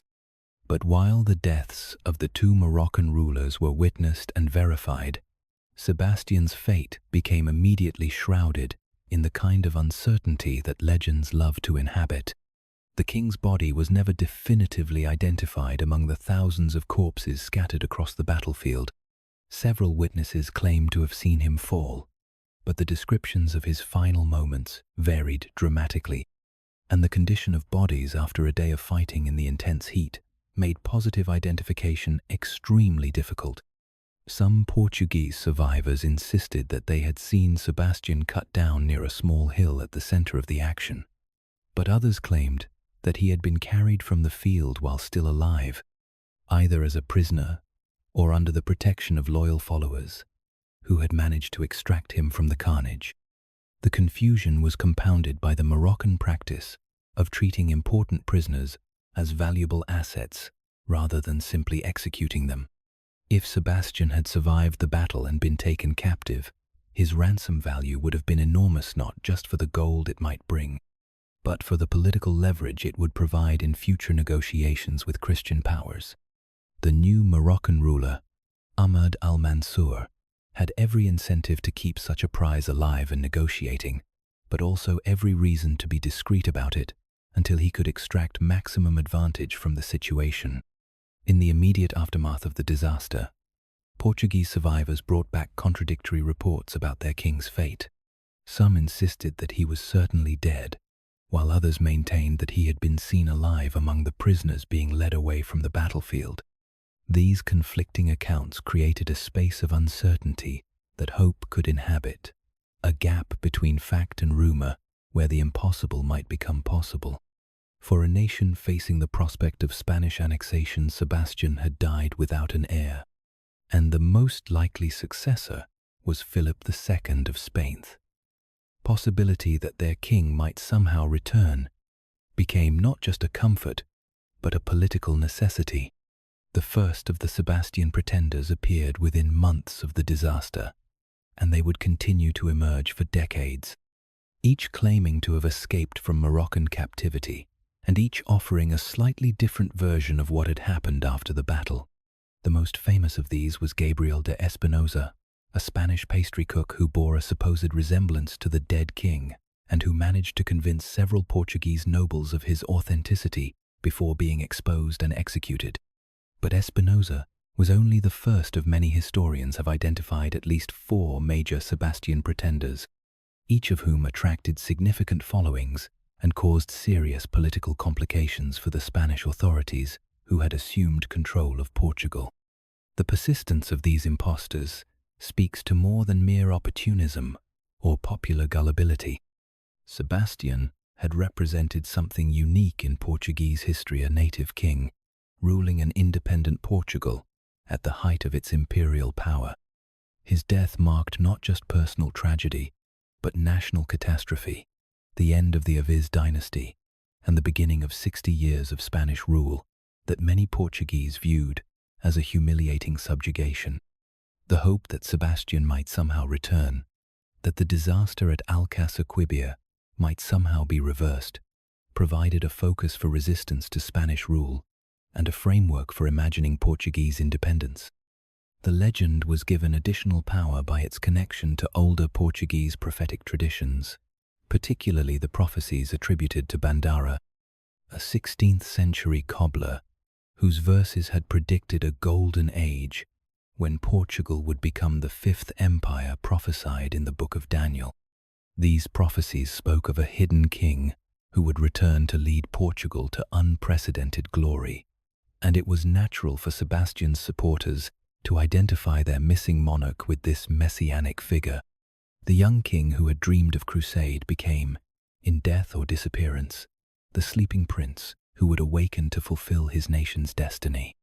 The Sebastian legend proved remarkably durable, surviving not just the restoration of Portuguese independence in 1640, but persisting well into the modern era.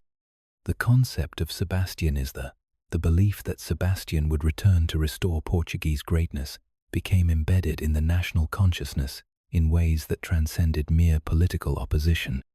It evolved into a broader cultural phenomenon, that expressed Portuguese longing for a return to the days of imperial glory, when Lisbon was one of the great capitals of the world, and Portuguese navigators were opening new worlds to European exploration. The legend took on new dimensions during Portugal's colonial expansion in Brazil, where Sebastianist movements emerged among both Portuguese settlers and indigenous populations who interpreted the prophecies through their own cultural frameworks. The most famous of these was the movement led by Antonio Conselheiro in the 1890s, which culminated in the tragic siege of Canudos and became the subject of Euclides da Cunha's masterpiece, Os Sertões. These Brazilian Sebastianist movements demonstrated the legend's ability to adapt to new environments and speak to different forms of social and political alienation. Modern Portuguese culture has maintained a complex relationship with the Sebastian legend, simultaneously embracing it as part of the national heritage and recognizing its potentially dangerous implications.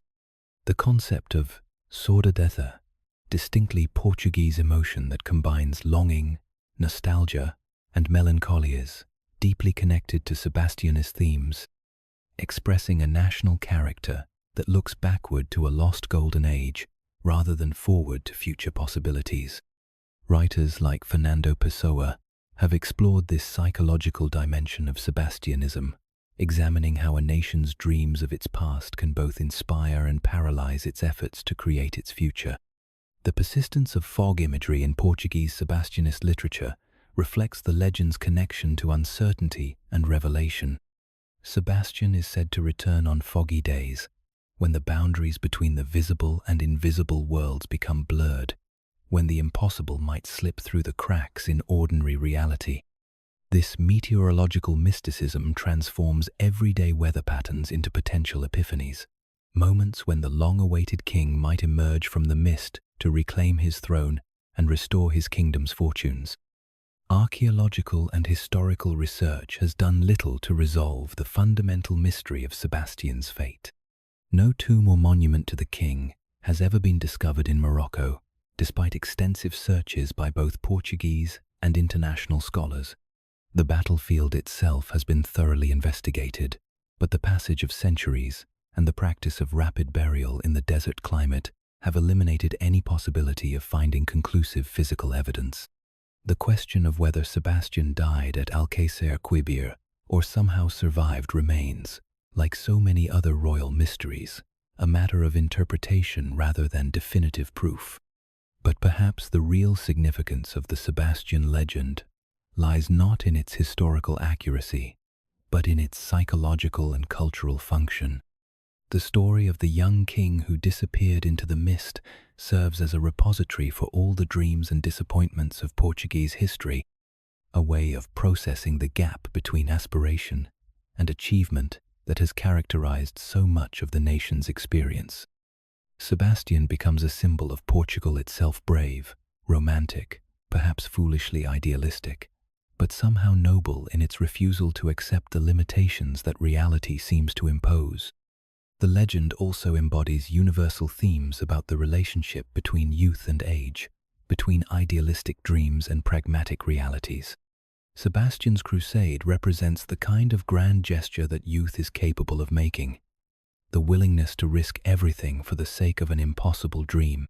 His disappearance suggests both the tragedy of unfulfilled potential and the possibility that some dreams are too important to die, that they simply transform into different kinds of hope that can sustain future generations.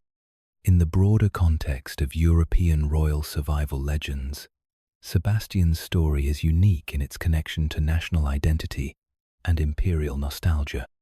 While other vanished kings are remembered primarily for their personal tragedies or political significance, Sebastian has become inseparable from Portuguese national consciousness in ways that make his legend both more powerful and more problematic than similar stories from other cultures.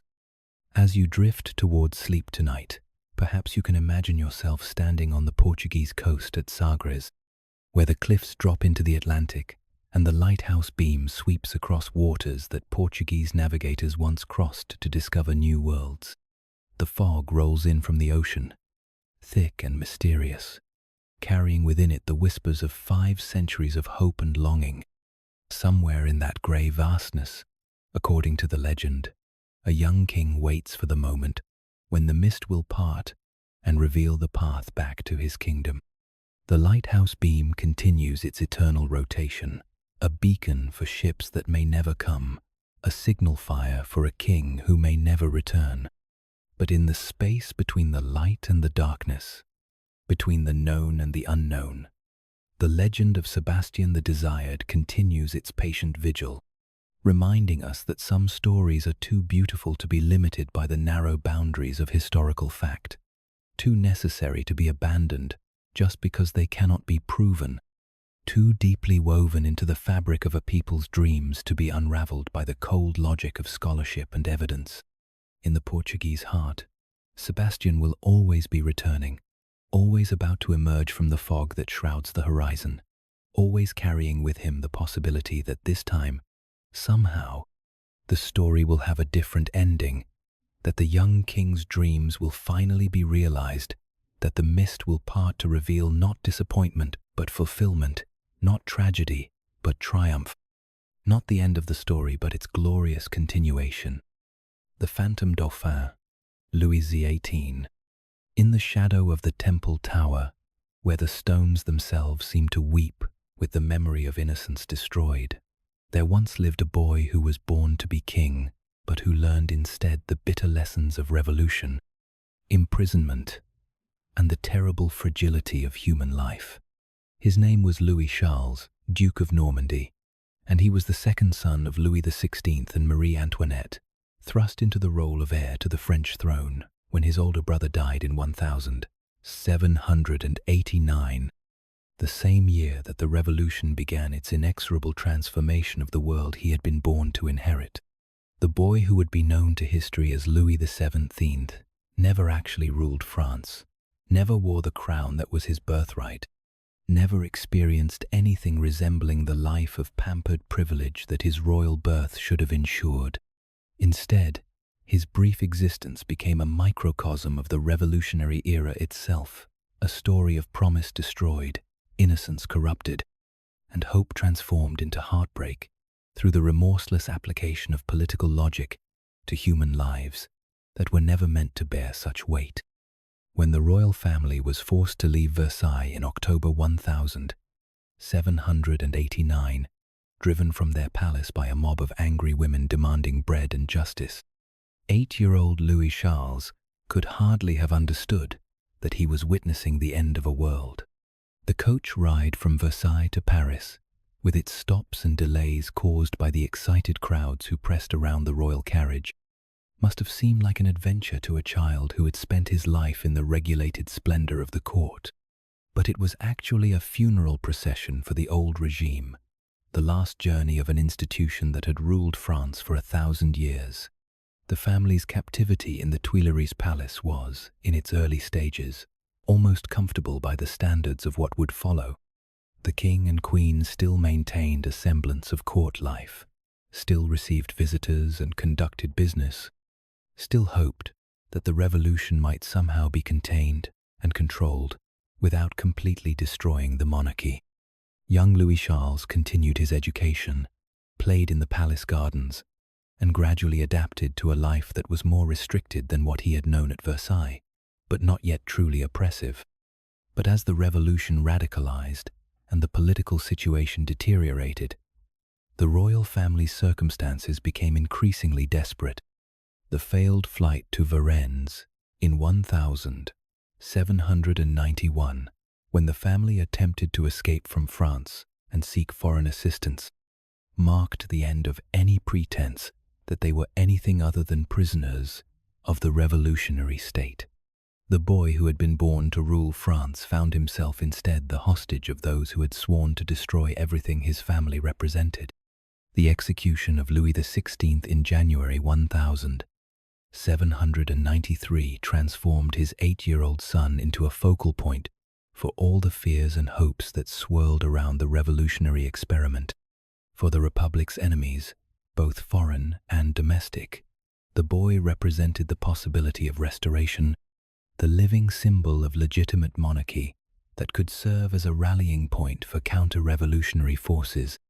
For the Republic's defenders, he embodied a permanent threat, a reminder that their revolution was not yet complete as long as any claimant to the old throne remained alive. The solution adopted by the revolutionary government was as logical as it was heartless. The boy would be separated from his family and subjected to a process of republican re-education that would transform him from a potential king into a loyal citizen of the new order. In July 1793, 10-year-old Louis Charles was taken from his mother and sister and placed in the custody of Antoine Simon, a shoemaker who had been chosen for his revolutionary ardor and his presumed ability to erase the boy's aristocratic conditioning through exposure to working-class values and republican principles. What followed was a systematic attempt to destroy not just the boy's political significance, but his very identity. Simon and his wife were instructed to treat their young charge not as a fallen prince, but as the son of traitors to the Republic, a child who needed to be saved from the corrupting influence of his birth through vigorous application of revolutionary virtue. The boy was taught to sing revolutionary songs, to curse his parents' memory, and to embrace the political principles that had led to their destruction. The psychological torture was accompanied by physical neglect that bordered on deliberate cruelty. The child, who had once been attended by dozens of servants, was left to care for himself in increasingly squalid conditions. His clothes became rags, his health deteriorated, and his spirit was systematically broken by a process designed to transform him into something that was neither royal nor fully humana, hollow shell that could pose no threat to the revolutionary order. When Simon was removed from his position in early 1794, the boy was left virtually alone in his tower room, visited only occasionally by guards who brought him food and ensured that he remained securely confined. Visitors who saw him during this period described a child who seemed to have retreated so far into himself that he barely responded to human contact. He spent his days playing with toy soldiers, a poignant irony for a boy who would never command real army sand, creating elaborate fantasy worlds that bore no resemblance to the grim reality of his imprisonment. The official announcement of Louis XVII's death came on June 8, 1795, when the revolutionary authorities declared that the boy had succumbed to tuberculosis and other illnesses brought on by his long captivity. The body was supposedly buried in a common grave in the cemetery of Sainte Marguerite, with no marker to indicate the resting place of the child who had been heir to one of Europe's greatest thrones. It was a deliberately anonymous end to a life that had begun with the promise of unprecedented power and privilege. But even as the revolutionary government was announcing the boy's death, doubts were beginning to emerge about whether the child who had died in the Temple Tower was actually Louis XVII. The secrecy surrounding his final months, the refusal to allow family members or independent observers to see him, and the hasty burial without proper identification procedures all contributed to suspicions that something more complex than a simple death from natural causes had occurred. The most persistent theory was that the real Louis XVII had been secretly removed from the tower and replaced with a dying peasant child whose death could be used to eliminate the threat posed by the royal heir while preserving the boy's life. This substitution, according to its proponents, had been arranged by sympathetic guards or revolutionary officials who could not bring themselves to be party to the slow murder of an innocent child, regardless of his political significance.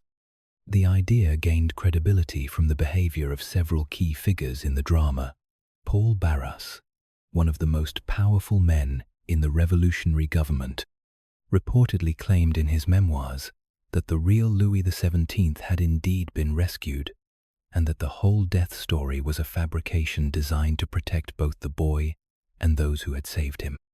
Similar hints and suggestions appeared in the writings of other revolutionary leaders, though always in forms ambiguous enough to provide plausible deniability if challenged. The first of the many Louis XVII pretenders appeared within a few years of the announced death, and they would continue to emerge for more than a century. each claiming to be the rightful heir to the French throne who had somehow escaped from the Tower and survived in exile. The most famous of these was Karl Wilhelm Naundorff, a German clockmaker who appeared in Paris in the 1830s with an elaborate story of rescue and concealment that included specific details about royal family life that seemed impossible for an impostor to have acquired. Naundorff was remarkably convincing in many ways. She bore a physical resemblance to the royal family, knew intimate details about palace life and court customs, and even had scars in places where the real Louis Charles was known to have been injured. More importantly, he was recognized as genuine by several people who had known the royal family intimately, including Madame de Rambaud, who had been the boy's nurse, and the Marquise de Tourzel, who had been the children's governess. These recognitions were particularly significant because both women had every reason to be cautious about endorsing false claims that could have serious political consequences. But Naundorff's claim was also supported by less tangible evidence, a kind of psychological authenticity that manifested itself in his behavior and demeanor. Unlike many other pretenders, who seemed primarily motivated by the prospect of financial gain or political power, Naundorff displayed a melancholy and emotional instability that seemed consistent with someone who had endured severe childhood trauma. His obsessive focus on proving his identity, even when it brought him more suffering than benefit, suggested the behavior of someone for whom the question of identity was genuinely central to his psychological well-being. The controversy surrounding Naundorff's claim became so intense that it eventually reached the French courts, which heard extensive testimony from witnesses on both sides before ultimately rejecting his petition for recognition.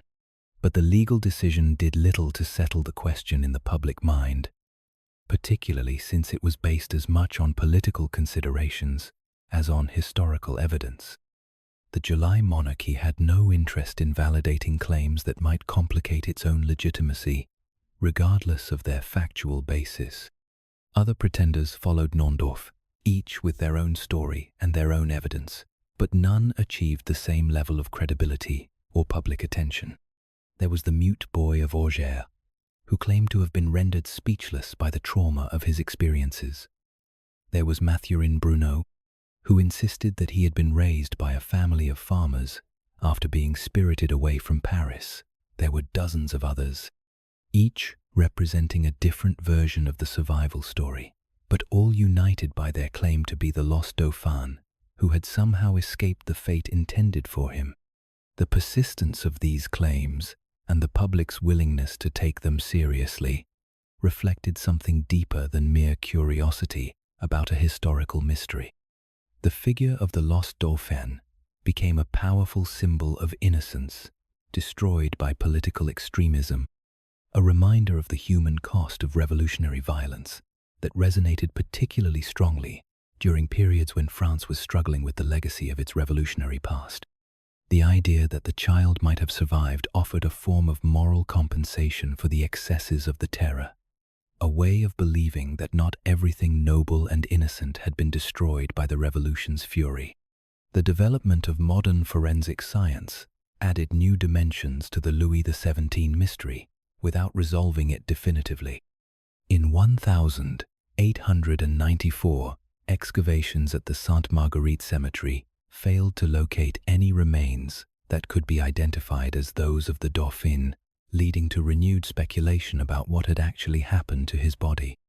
Later investigations using more sophisticated archaeological techniques have been similarly inconclusive, hampered by the passage of time and the lack of reliable records about exactly where the burial had taken place.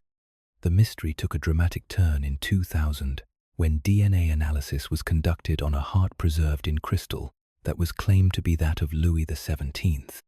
The heart had a complex provenance involving multiple thefts and recoveries over the course of 2 centuries, but genetic comparison with DNA samples from Marie Antoinette's hair and from living descendants of the royal family confirmed that it was indeed from a child of Louis XVI and Marie Antoinette. This scientific evidence seemed to settle the question of the Dauphin's fate definitively. He had indeed died in the temple tower, and his heart had been preserved by the doctor who conducted the autopsy. But even this apparently conclusive evidence has not entirely eliminated speculation about the Louis XVII mystery. Some supporters of the survival theory argue that the heart's authenticity only proves that a child of the royal family died in the tower, not necessarily that it was the same child who had been imprisoned there throughout the period of captivity. The substitution theory, they claim, could still be valid if the switch had been made early enough in the imprisonment for the substitute to have spent months or years in the tower before dying. More broadly, the DNA evidence raises questions about the relationship between scientific fact and historical truth. While genetic analysis can determine biological relationships with extraordinary precision, it cannot address questions about identity substitution or the complex psychological and political factors that shaped the contemporary understanding of events. The heart that was tested might indeed belong to a royal child, but the story of how that child lived and died remains as murky as ever. The Louis XVII legend has found new expression in modern French culture, appearing in novels, films, and television productions that explore themes of lost innocence and recovered identity. These contemporary treatments often focus less on the historical question of survival than on the psychological dimensions of the story, the trauma of imprisonment, the loss of family and identity, and the long search for truth and justice that characterizes many of the pretender narratives. The enduring fascination with the lost Dauphine also reflects broader anxieties about childhood and protection in modern society.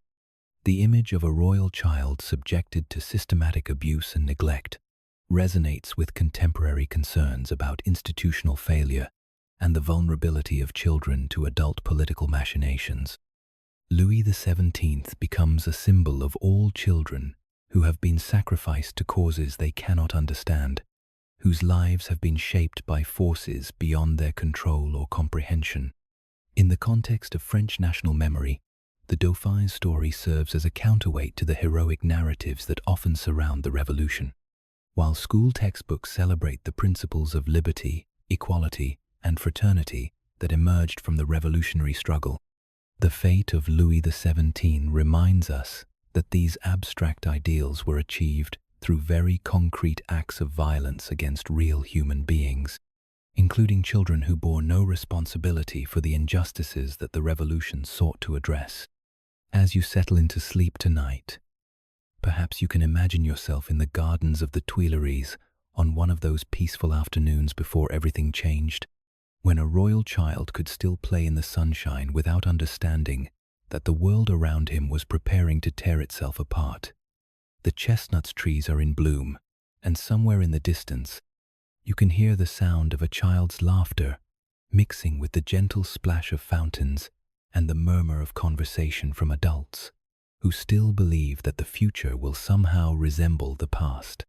The afternoon light grows softer as evening approaches, and the shadows lengthen across the carefully maintained paths where kings and queens once walked in confidence and security. In this twilight world, the boundary between what was and what might have been becomes as permeable as the border between waking and dreams. The lost Dauphin continues his eternal childhood in the space between memory and hope, between the tower that imprisoned him and the freedom that perhaps, in some other version of the story, he finally found. The bells of Paris ring out across the city as night falls, marking time in a world that has learned to measure its progress in centuries rather than reigns, in republics rather than kingdoms. But somewhere in the gentle darkness, a child's voice can still be heard singing the lullabies that were sung to him in happier times, before he learned that being born to wear a crown could become the heaviest burden of all, and that sometimes the greatest kindness is to disappear so completely that even history cannot follow where you have gone. The Spectre TSAR, Peter III, the Pugachev ruse. In the vast expanses of the Russian steppes, where the horizon stretches endlessly in all directions, and the very immensity of the landscape seems to dwarf human ambitions and pretensions, There are stories that move like shadows across the grasslands, tales that speak of injustice and retribution, of legitimate authority, stolen and miraculously restored. These are the stories that sustain the Russian peasantry through centuries of oppression, narratives of sleeping kings and returning emperors that offered hope when hope seemed impossible, and justice when justice seemed forever denied. Perhaps no such story has proven more persistent, more politically explosive, or more tragically misguided than the legend of Peter III, the unfortunate Tsar who reigned for only 6 months in 1762 before being overthrown by his own wife in one of the most efficient coups in Russian history. Peter's death in captivity officially ended one of the shortest and most disastrous reigns in the annals of the Romanov dynasty, but his political resurrection in the form of various pretenders would haunt Russian politics for decades and ultimately contribute to one of the most massive peasant uprisings in European history.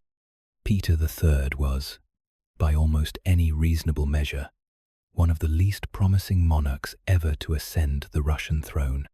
Born Karl Peter Ulrich of Holstein-Gottorp, he was a German prince who had been brought to Russia as a teenager by his aunt, the Empress Elizabeth, and groomed to succeed her despite his obvious unsuitability for the role. Peter spoke Russian poorly, made no secret of his preference for German culture and Prussian military practices, and displayed a combination of political naivety and personal erraticism that alarmed even those who had supported his succession. His brief reign was marked by a series of decisions that managed to alienate virtually every important constituency in Russian society. He withdrew Russia from the 7 Years' War, just as the country seemed poised to achieve significant gains against Prussia, thus squandering the blood and treasure that had been invested in the conflict and earning the contempt of the military establishment. He imposed new regulations on the Orthodox Church that offended the clergy and the devoutly religious common people. Most fatally, he began implementing reforms that threatened the interests of the noble class, particularly regarding the treatment of serfs and the organization of the military. But it was Peter's relationship with his wife, the future Catherine II, that ultimately sealed his fate.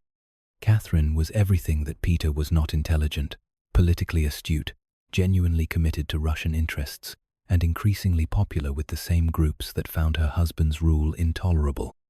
The couple's marriage had been arranged for dynastic reasons and had never been happy, but by 1762 it had deteriorated into something approaching open warfare, with both parties aware that only one of them could survive as Russia's ruler. The coup that overthrew Peter III was a masterpiece of political organization and timing. Catherine's supporters, led by experienced conspirators like the Orlov brothers, moved with precision and coordination that spoke to months of careful planning. On June 28, 1762, while Peter was at his palace at Oranienbaum, Catherine appeared before the Guards regiments in St. Petersburg and declared herself the rightful ruler of Russia. The soldiers, who had been carefully prepared for this moment, immediately proclaimed their loyalty to the new empress.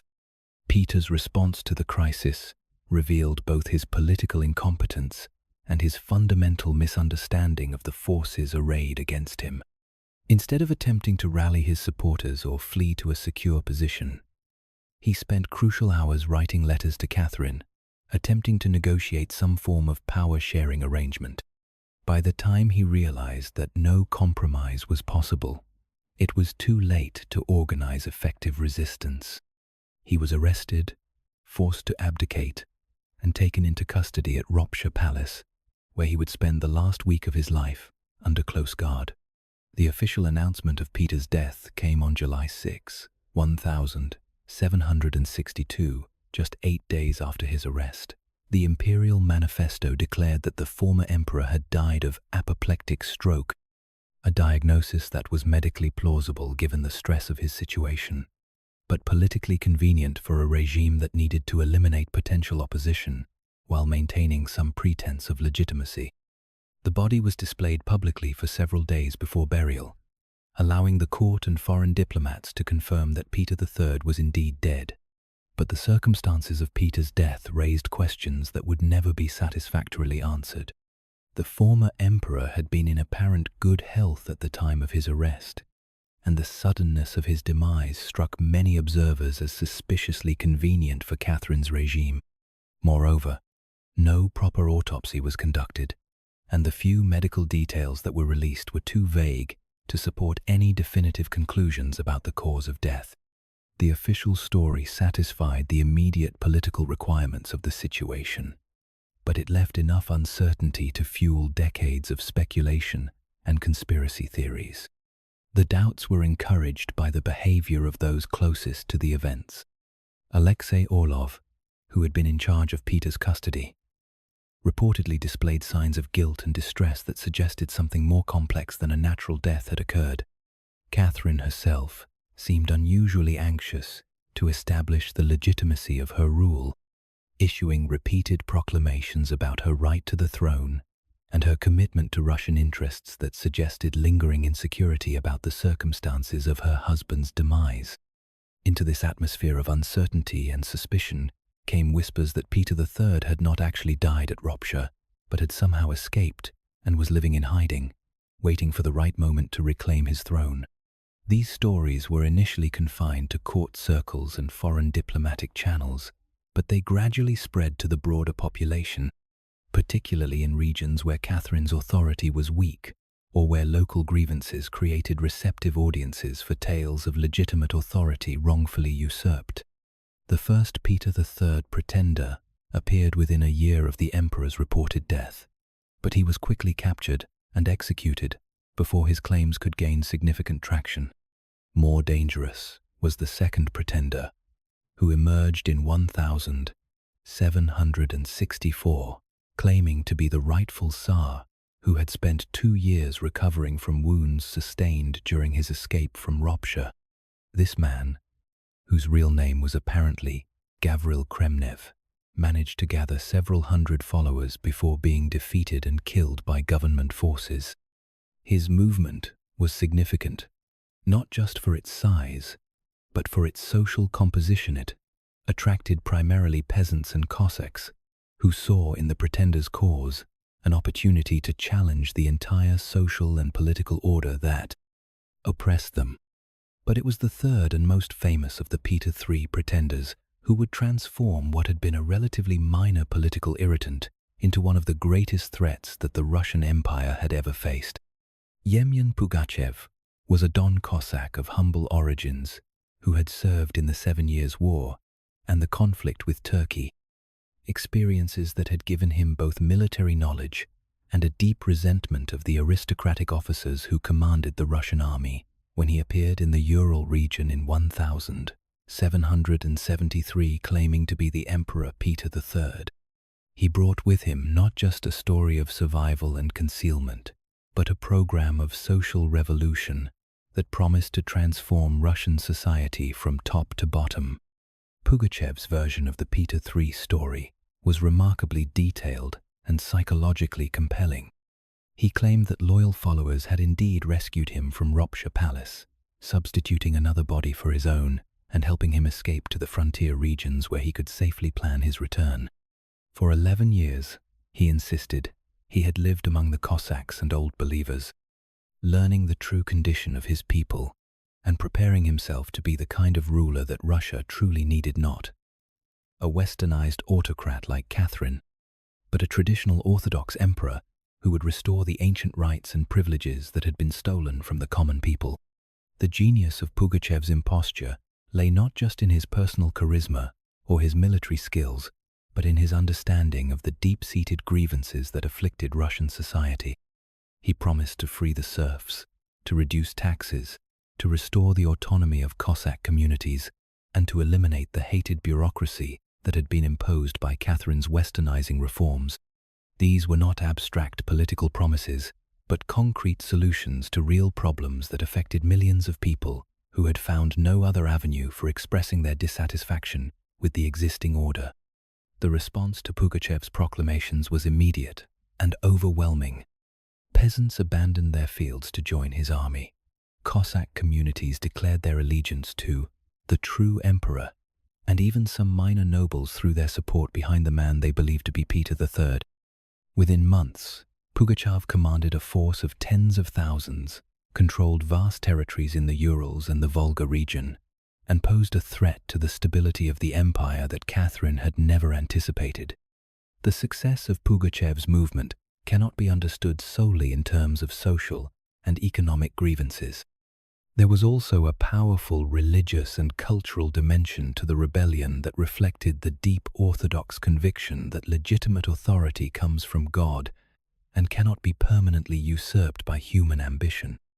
For many of Pugachev's followers, the question of whether he was really Peter III was less important than their belief that he represented the restoration of rightful order against the illegitimate rule of a German-born usurper who had murdered her husband and stolen his throne. The rebellion reached its climax in 1774, when Pugachev's forces captured Kazan and seemed poised to march on Moscow itself. The imperial government, which had initially treated the uprising as a minor frontier disturbance, was forced to commit its best troops and most experienced generals to suppress what had become a full-scale civil war. Catherine herself reportedly prepared to flee the capital if Pugachev's advance continued, and for several weeks it appeared that the Romanov dynasty might be overthrown by a peasant army led by a man claiming to be a dead emperor. But Pugachev's movement contained within itself the seeds of its own destruction. The very social radicalism that had made it so appealing to the masses also made it impossible to sustain once the initial enthusiasm began to fade. The promised liberation of the serfs created chaos in the countryside, disrupting agricultural production and creating food shortages that affected supporters and enemies alike. The elimination of traditional authority structures left many communities without effective leadership, while the promise of universal equality proved difficult to implement in practice. Moreover, Pugachev faced the fundamental problem that confronts all pretenders: the gap between the identity they claim and the person they actually are. Peter III, whatever his faults, had been an educated man who spoke multiple languages and understood the complexities of European politics. Pugachev was a talented military leader and a charismatic speaker, but he lacked the cultural sophistication that would have been expected of a genuine emperor. As the rebellion dragged on, and his followers had more opportunity to observe their leader closely, doubts began to emerge about his authenticity. The end came suddenly when several of Pugachev's own followers, disillusioned by military defeats and increasingly skeptical of his claims, betrayed him to government forces in September 1774. The man who had claimed to be the Emperor Peter III was captured, tried, and executed in Moscow in January 1775, but not before his interrogation had revealed the full scope of the deception he had practiced. Under torture, Pugachev admitted his real identity and confessed to the imposture, though he maintained that his cause had been just, even if his methods had been fraudulent. Catherine's government used Pugachev's confession as the basis for an extensive propaganda campaign designed to discredit not just the rebellion, but the entire tradition of pretendership that had made it possible. Official histories emphasized the pretenders' humble origins and criminal background, portraying the uprising as the product of ignorance and superstition rather than legitimate grievance. The name Pugachev was banned from official discourse, and the river on which his hometown stood was renamed to eliminate any reminder of the rebellion. But the official campaign to erase the memory of Pugachev's rebellion was only partially successful. In the folk memory of the Russian people, the story of the Cossack who claimed to be emperor became part of a larger narrative about justice delayed but not denied, about the eventual triumph of right over might that would sustain hope through decades of continued oppression. Songs and stories about Pugachev continued to circulate in peasant communities, usually portraying him not as a deceiver, but as a champion of the common people who had been destroyed by the same corrupt system he had tried to overthrow. The Peter III legend also found expression in more mystical forms that reflected the deep spirituality of Russian folk culture. Stories began to circulate about a ghostly figure seen wandering the shores of the Gulf of Finland near the site of Peter's supposed death, a restless spirit seeking justice for the wrongs done to him and to his people. These sightings were particularly common during times of political crisis or social upheaval, when the popular imagination sought signs that divine justice would eventually prevail over human injustice. The persistence of the Peter III survival stories throughout the 18th and 19th centuries reveals something important about the nature of legitimacy in Russian political culture. Unlike Western European concepts of sovereignty that emphasized legal procedures and institutional continuity, Russian notions of legitimate rule were deeply bound up with religious concepts of divine appointment and moral righteousness. A ruler who gained power through violence or deception might achieve temporary success, but ultimate legitimacy required validation from both God and the people, validation that Catherine's regime, despite its political achievements, never fully obtained. The legend also reflects the particular Russian understanding of the relationship between suffering and authority. In Orthodox theology, legitimate power is often validated through suffering, and rulers who endure persecution or martyrdom are seen as having been purified by their ordeal and made worthy of eventual vindication. Peter III's supposed survival of assassination attempts and years of exile fit neatly into this pattern, transforming him from a failed emperor into a Christ-like figure whose suffering had prepared him to return as a just and righteous ruler. Modern historians have found no credible evidence that Peter III survived his captivity at Ropsha Palace.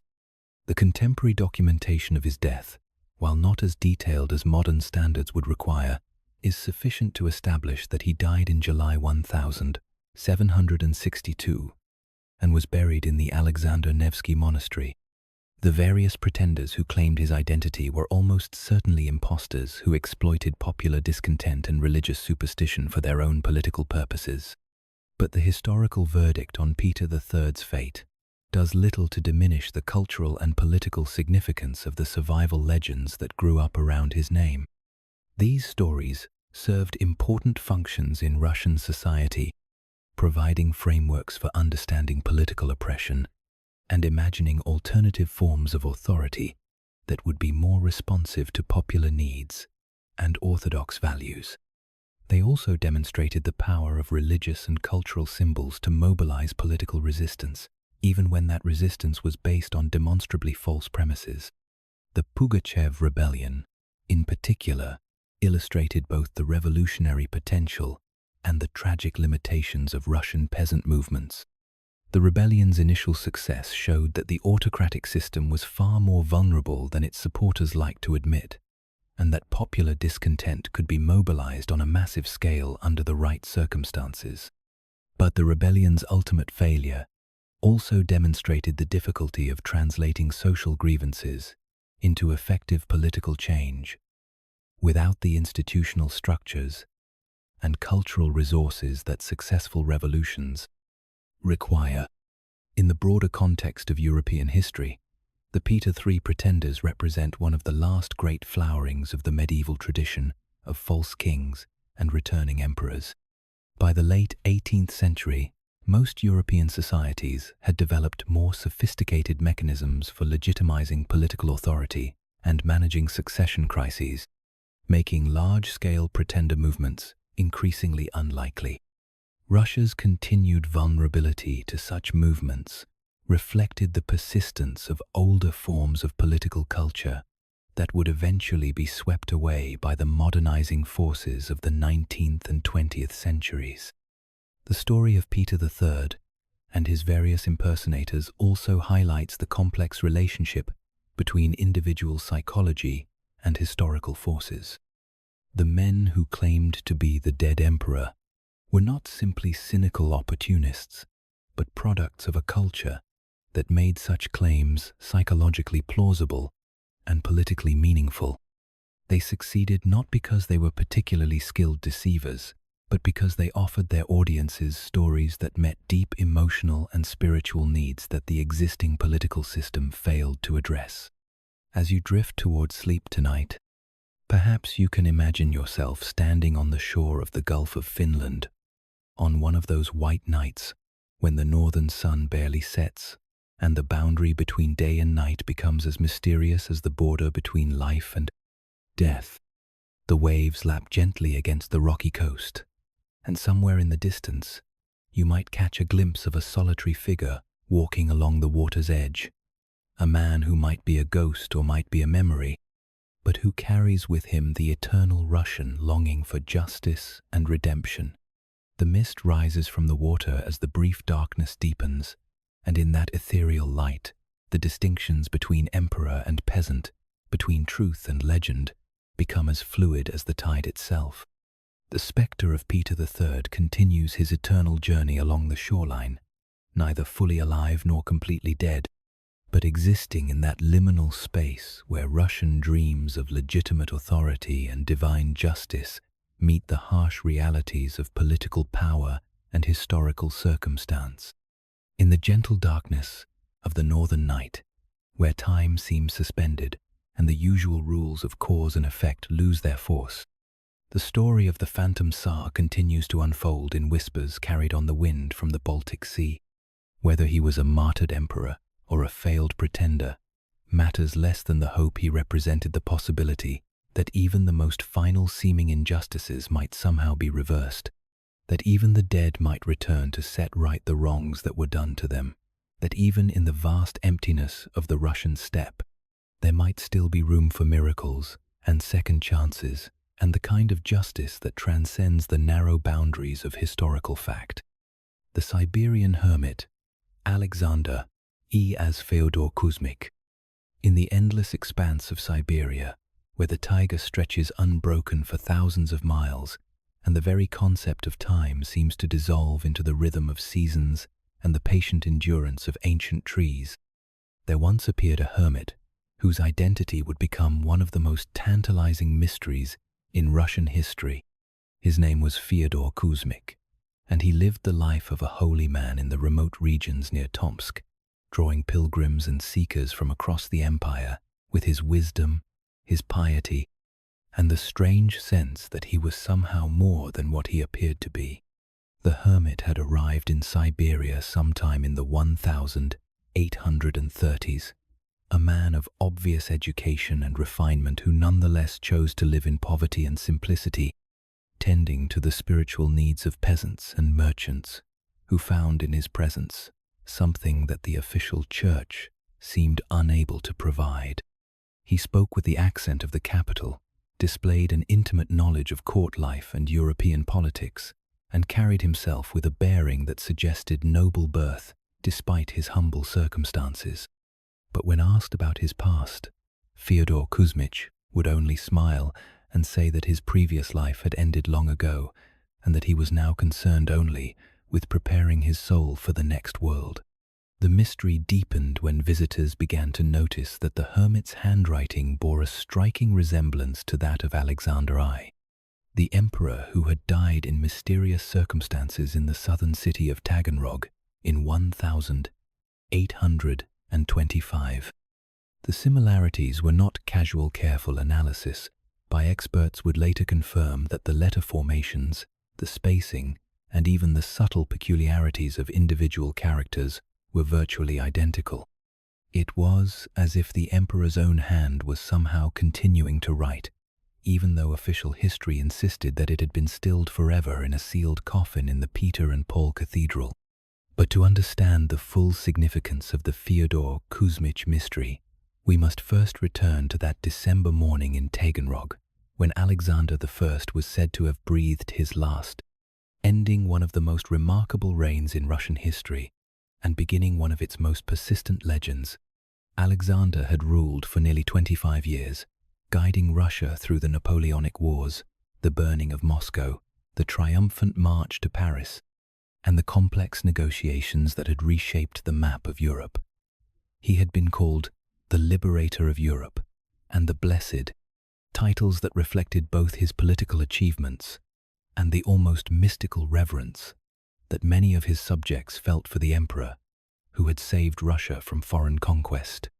Yet for all his public success, Alexander's private life had been marked by guilt, doubt, and an increasingly obsessive concern with religious questions that seemed to offer no easy answers. The murder of his father, Paul I, in 1801 had haunted him throughout his reign. Even though he had not directly participated in the conspiracy and had reportedly believed that the plotters intended only to force abdication rather than assassination. The weight of this guilt, combined with the terrible costs of the wars he had fought and the moral compromises that political leadership had forced upon him, had gradually transformed the confident young emperor into a brooding, introspective figure who seemed increasingly alienated from the world of power and privilege that surrounded him. Alexander's journey to the south in 1825 had been presented as a routine inspection tour, but those close to him noticed that the emperor seemed unusually preoccupied, spending long hours in prayer and conversation with religious advisors who spoke of the vanity of earthly glory and the need for spiritual purification. He had recently been deeply affected by the death of his beloved daughter Sophia, and there were reports that he had begun speaking of abdication, of finding some way to escape the burden of the crown that had brought him so much worldly success, but so little personal peace. The circumstances of Alexander's death in Taganrog were, from the beginning, shrouded in the kind of secrecy that breeds speculation and doubt. The emperor had fallen ill with what was described as a fever, but the exact nature of his illness was never clearly established, and no proper medical examination was conducted. The body was immediately sealed in a lead coffin and transported back to St. Petersburg for burial. But the coffin was never opened for public viewing, and those who had been present at the death were sworn to secrecy about the details of what they had witnessed. Even more suspicious was the behavior of those closest to the emperor in his final days. Count Volkonsky, Alexander's closest aide, reportedly displayed signs of extreme distress that seemed to go beyond normal grief, while Dr. Wiley, the court physician, made cryptic remarks about the strange nature of the emperor's final illness. Most intriguingly, several witnesses claimed that Alexander had spoken in his final delirium about his desire to disappear from the world and to find peace in a simple life far from the throne. The official announcement of Alexander's death created an immediate succession crisis, as the emperor had no legitimate sons and had secretly designated his younger brother Nicholas as his heir instead of his older brother Constantine, who had renounced his rights but had done so in a document that remained sealed and unknown to most of the court. The confusion that followed, culminating in the Decembrist revolt and the violent suppression of liberal hopes, seemed almost too convenient for those who benefited from Alexander's disappearance. Nicholas I's accession was secured through force rather than clear legal precedent, and his regime showed little interest in investigating the exact circumstances of his predecessor's death. Into this atmosphere of uncertainty and political upheaval came the first whispers that Alexander I had not actually died in Taganrog, but had somehow arranged his own disappearance, using the confusion of his supposed illness to escape from the burdens of imperial rule and begin a new life as a simple pilgrim seeking spiritual redemption. The idea seemed almost too fantastic to believe, but it gained credibility from Alexander's well-documented religious obsessions and his frequent expressions of desire to escape the moral compromises that political power had forced upon him. The first reports of a mysterious hermit in Siberia began to surface in the 1830s, initially as casual mentions in letters from merchants and officials who had encountered a holy man whose education and bearing seemed inconsistent with his humble circumstances. These reports might have remained mere curiosities if not for a series of incidents that suggested the hermit possessed knowledge that only someone with intimate access to imperial secrets could possibly have acquired. The most dramatic of these incidents occurred when a former guard officer named Kartashevsky encountered the hermit and was immediately struck by his resemblance to the late emperor. Kartashevsky had served in the imperial guard during Alexander's reign and had numerous opportunities to observe the emperor at close range. When he met Fyodor Kuzmich, he was so convinced that he was looking at Alexander I that he fell to his knees and attempted to address the hermit as "Your Majesty." The hermit's response was carefully ambiguous, neither confirmed nor denied identification, but simply said that all earthly titles were meaningless and that he was interested only in serving God and his fellow human beings. Word of Kartashevsky's encounter spread throughout the Russian military establishment, attracting the attention of other officers who had known Alexander personally. Several of these men made pilgrimages to Siberia, specifically to meet the hermit, and while none received explicit confirmation of his identity, many came away convinced that they had been in the presence of their former emperor. The cumulative weight of these testimonies created a body of evidence that was difficult to dismiss, even though it fell short of absolute proof. The mystery was further complicated by the behavior of the imperial family itself, which seemed unusually sensitive to any mention of the Siberian hermit. Nicholas, I reportedly issued strict orders that no investigation of Fyodor Kuzmich was to be conducted, and members of the imperial court were discouraged from discussing the matter. When the hermit died in 1864, the local authorities were instructed to treat his burial with unusual reverence, and his grave quickly became a pilgrimage site that attracted visitors from across the empire.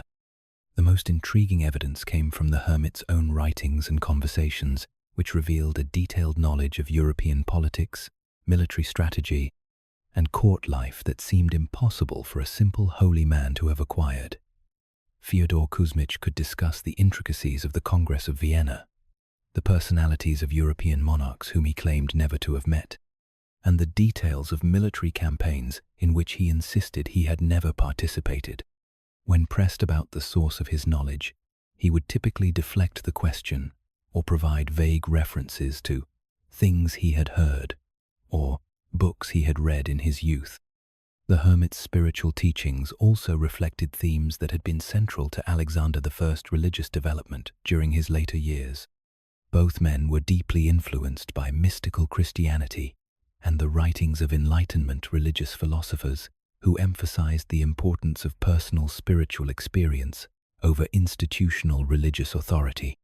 Both displayed a particular fascination with the idea of redemption through suffering and the possibility of spiritual transformation through the renunciation of worldly power and privilege. The handwriting analysis that would later be conducted provided perhaps the most compelling evidence for the identification. When samples of Fyodor Kuzmich's writing were compared to documents known to have been written by Alexander I, the similarities were so striking that several experts concluded they could only have been produced by the same hand.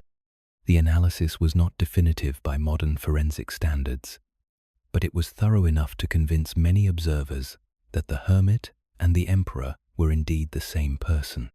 The legend of Alexander I's survival gained additional credibility from the testimony of those who knew him best during his final years. Countess Edling, who had been one of the emperor's closest confidantes, reportedly stated that she would not be surprised if Alexander had found a way to escape from his imperial duties, as he had often spoken of his desire to renounce the throne and live as a simple Christian. Similar sentiments were expressed by other members of the court who had witnessed Alexander's increasing alienation from the world of politics and power. The story reached its most dramatic expression in the writings of Leo Tolstoy, who became fascinated with the possibility that Alexander I had indeed become Fyodor Kuzmich.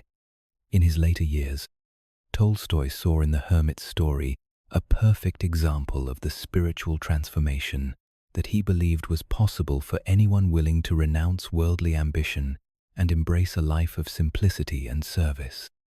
The great novelist's endorsement gave the legend new literary and philosophical dimensions, transforming it from a mere historical curiosity into a profound meditation on the nature of power, responsibility, and spiritual redemption. The Orthodox Church's decision to canonize Fyodor Kuzmich in 1984 added yet another layer to the mystery. While the canonization was officially based on the hermit's reputation for holiness and miraculous healing rather than on any claims about his imperial identity, the timing and circumstances of the decision raised questions about whether the Church possessed additional information about the hermit's true background.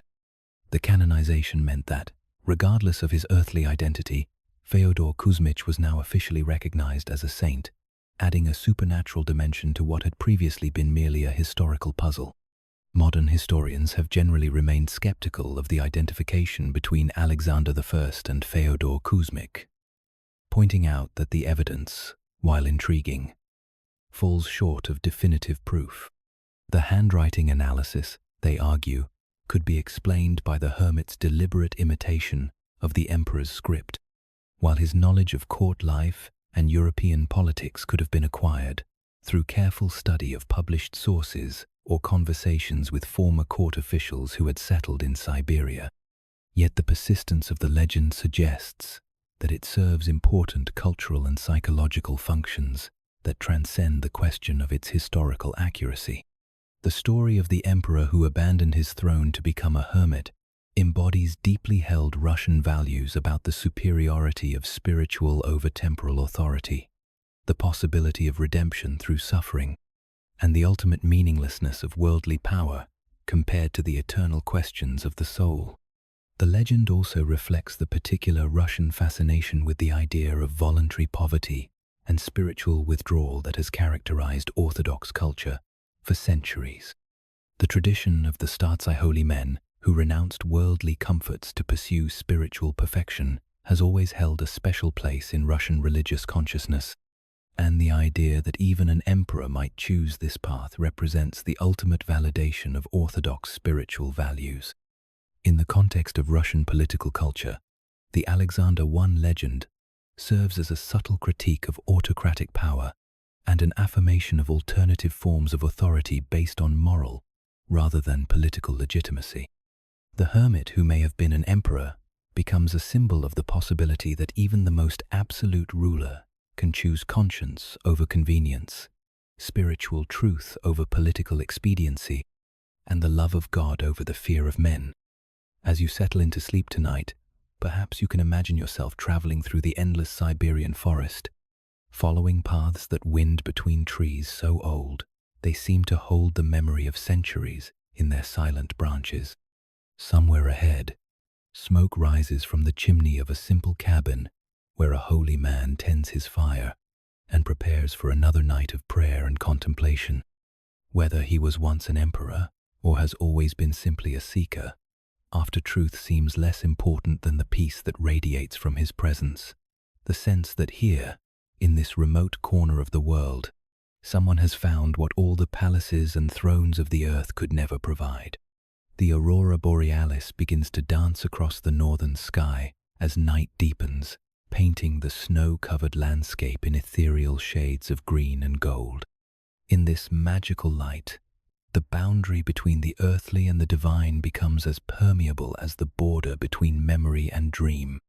The hermit in his cabin continues his eternal vigil, and whether his prayers rise from the heart of a former emperor or from the soul of a simple holy man matters less than their sincerity, their power to connect the human and the divine, their promise that even in the vast loneliness of the Siberian wilderness, no one prays alone.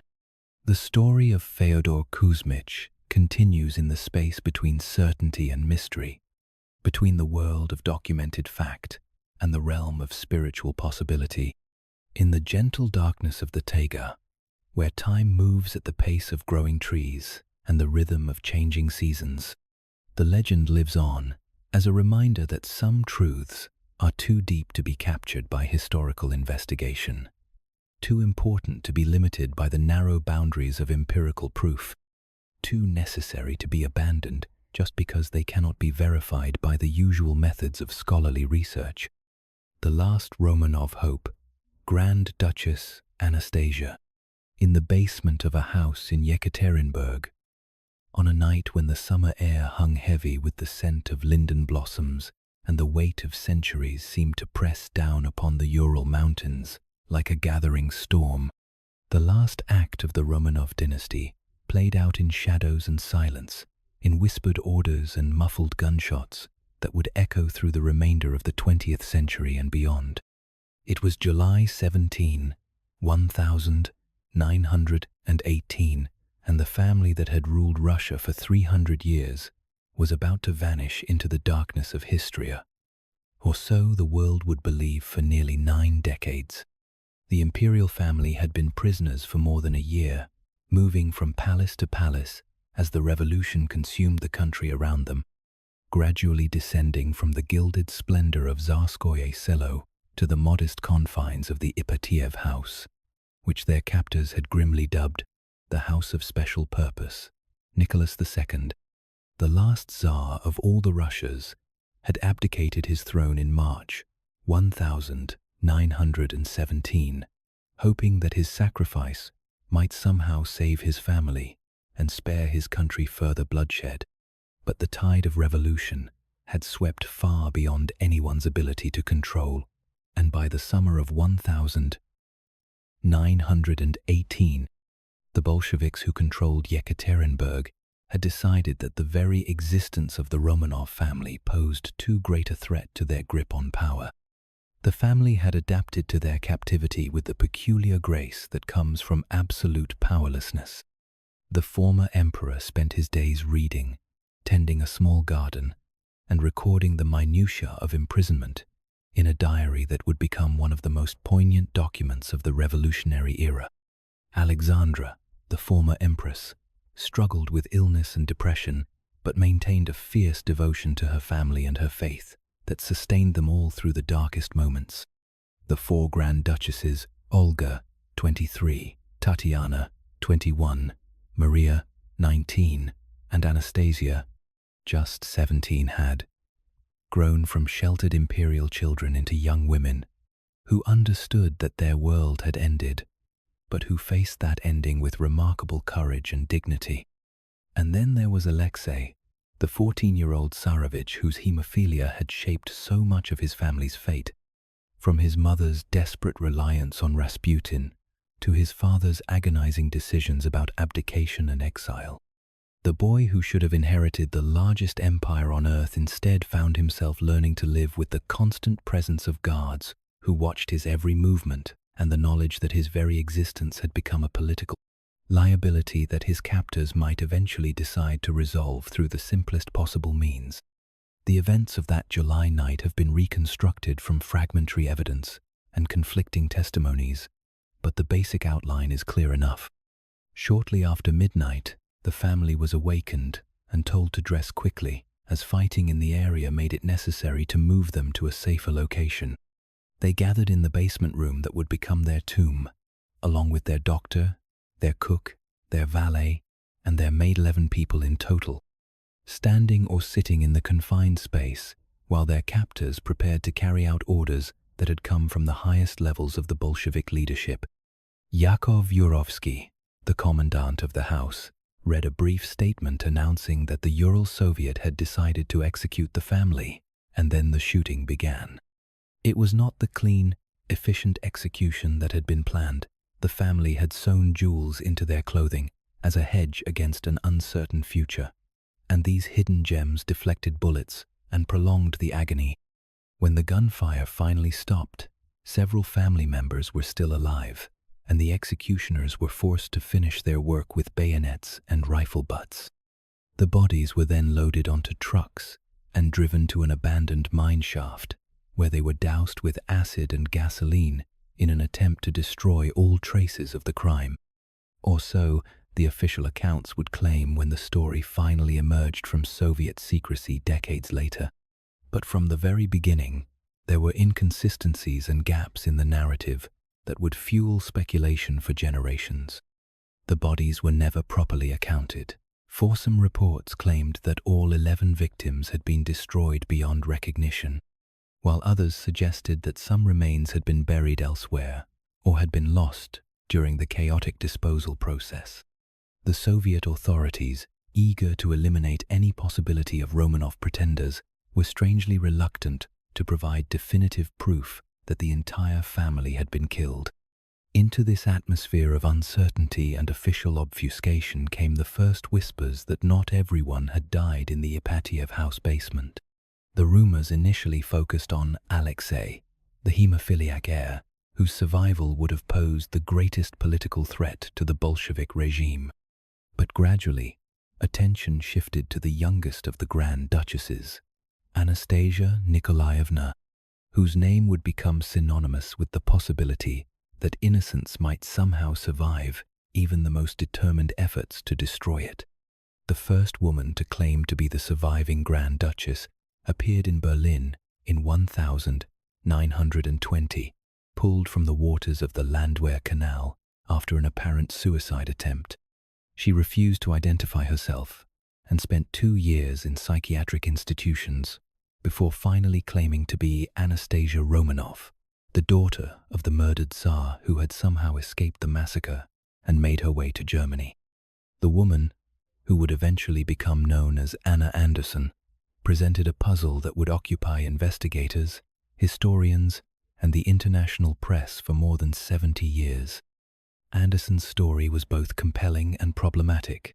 She claimed to have been rescued from the basement by a sympathetic guard who had been horrified by the slaughter and who had helped her escape while her family lay dying around her. She spoke of a harrowing journey across revolutionary Russia, of months spent hiding in various safe houses, of eventually being smuggled out of the country by supporters who hoped to preserve at least one member of the imperial family. The details of her account were often vague or contradictory, but she demonstrated an intimate knowledge of imperial family life that seemed impossible for an impostor to have acquired. More compelling than her stories were the recognitions she received from people who had known the real Anastasia. Several former servants and courtiers met with Anderson and declared themselves convinced that she was indeed the Grand Duchess they had known. Most dramatically, she was recognized by Gleb Botkin, the son of the family's physician who had died with them in Yekaterinburg. Botkin had grown up with the imperial children and knew Anastasia as well as anyone outside her immediate family. His endorsement of Anderson's claim carried enormous weight and helped establish her as a serious claimant rather than an obvious fraud. But Anderson's claim was also disputed by other members of the extended Romanov family, many of whom refused to meet with her or declared themselves unconvinced by her evidence. The controversy split the surviving Russian aristocracy into opposing camps, with some supporting Anderson's claim and others denouncing it as an elaborate deception. The dispute became so intense that it eventually reached the German courts, where Anderson spent decades fighting for legal recognition of her identity and her right to inherit what remained of the Romanov fortune. The legal proceedings revealed both the strengths and weaknesses of Anderson's case. Supporters pointed to her detailed knowledge of court protocol, her familiarity with family secrets that had never been published, and her ability to recognize people and places from her supposed childhood. Critics noted the gaps in her memory, the inconsistencies in her stories, and her inability to speak Russian fluently, a skill that the real Anastasia would certainly have possessed. The courts ultimately rejected her claim, but the legal decision did little to settle the question in the public mind.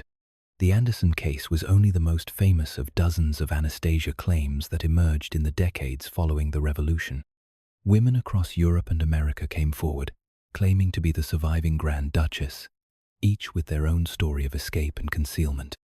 Most of these claims were quickly dismissed, but several received serious attention from investigators who found elements of their stories convincing. The sheer number of claimants reflected the powerful appeal of the Anastasia legend. The idea that youth and innocence might somehow survive even the most brutal historical catastrophes.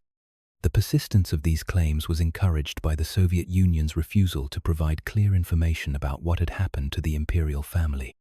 For decades, the official line was simply that Nicholas II had been executed, but that his family's fate was unknown. This deliberate ambiguity left room for speculation and hope, creating a space where the impossible might become possible. If the Soviets themselves weren't certain what had happened to the family, then perhaps some of them really had survived. The mystery took on new dimensions during the Cold War, when anti-communist propaganda naturally gravitated towards stories that highlighted Soviet brutality and deception. The possibility that Anastasia had survived became a symbol of resistance to totalitarian oppression, a reminder that even the most powerful regimes could not completely control the forces of history and human resilience. Hollywood films and popular novels helped spread the legend far beyond the circles of Russian émigrés and European royalty watchers, making Anastasia a household name throughout the Western world. The development of DNA analysis in the 1990s promised to resolve the mystery once and for all. When the remains of the imperial family were finally discovered in the forests outside Yekaterinburg in 1991, genetic testing confirmed that the bones belonged to Nicholas, Alexandra, and 3 of their daughters, along with the 4 servants who had died with them. The bodies of Alexei and 1 daughter were missing, fueling new speculation about their possible survival. The DNA analysis also definitively resolved the Anna Anderson case. Genetic material from Anderson, who had died in 1984, was compared with samples from known Romanov relatives and proved conclusively that she was not related to the imperial family. Further investigation revealed that she was almost certainly Franziska Szankowska, a Polish factory worker who had disappeared around the time that Anderson first appeared in Berlin. The woman who had convinced so many people that she was a Russian Grand Duchess was actually a troubled individual who had either deliberately assumed a false identity or had become genuinely convinced of her own delusion. But even as DNA evidence dismantled the Anderson claim, it opened up new possibilities for Anastasia's survival theories. The missing remains of Alexei and 1 daughter meant that the scientific evidence was incomplete, and some investigators argued that the missing daughter might have been Anastasia rather than Maria, as most experts believed. This possibility received new support in 2007 when additional remains were discovered and identified as those of Alexei and Maria, suggesting that Anastasia's body had indeed been among those found in 1991. The final resolution of the Anastasia mystery through forensic science marked the end of one of the 20th century's most enduring legends. But it also highlighted the complex relationship between scientific fact and cultural meaning.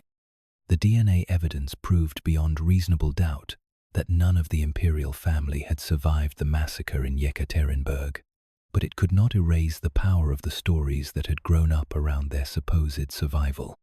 The Anastasia legend had served too many important psychological and cultural functions to be dismissed simply because it had been proven false. The persistence of the Anastasia story speaks to universal human needs that transcend the specifics of Russian history or Romanov politics. The image of a young woman surviving impossible odds, preserving her identity despite years of hardship and obscurity, and eventually reclaiming her rightful place in the world, resonates with fairy tale themes that appear in cultures around the globe. Anastasia became a symbol of hope in the face of despair, of identity preserved against all attempts to destroy it, of the possibility that even the most final-seeming endings might somehow be overcome. The legend also reflects specifically modern anxieties about identity, authenticity, and the relationship between personal memory and historical truth. In an era when traditional forms of authority and social structure were being rapidly transformed, the question of who Anna Anderson really was became a metaphor for broader uncertainties about how identity is established and maintained. If a person could convince themselves and others that they were someone else entirely, what did that say about the nature of identity itself? The Anastasia story additionally illustrates the power of media and popular culture to shape historical memory in ways that sometimes conflict with scholarly evidence. The romantic appeal of the survival story proved far more compelling to public imagination than the grim reality of the basement massacre, and popular treatments of the Anastasia legend often emphasized drama and sentiment over historical accuracy. This tension between entertainment and education continues to influence how the Romanov story is remembered and understood. In the context of Russian national memory, the Anastasia legend served as a way of processing the trauma of revolution and civil war, while avoiding direct confrontation with the political realities that had made such violence possible. By focusing on the personal tragedy of a young woman rather than the broader questions of social justice and political legitimacy that had led to the revolution, the legend offered a form of historical narrative that was emotionally satisfying without being politically challenging. The canonization of the imperial family by the Russian Orthodox Church in 2000 added a new dimension to their story, transforming them from victims of political violence into martyrs and saints whose suffering had spiritual significance beyond its historical importance.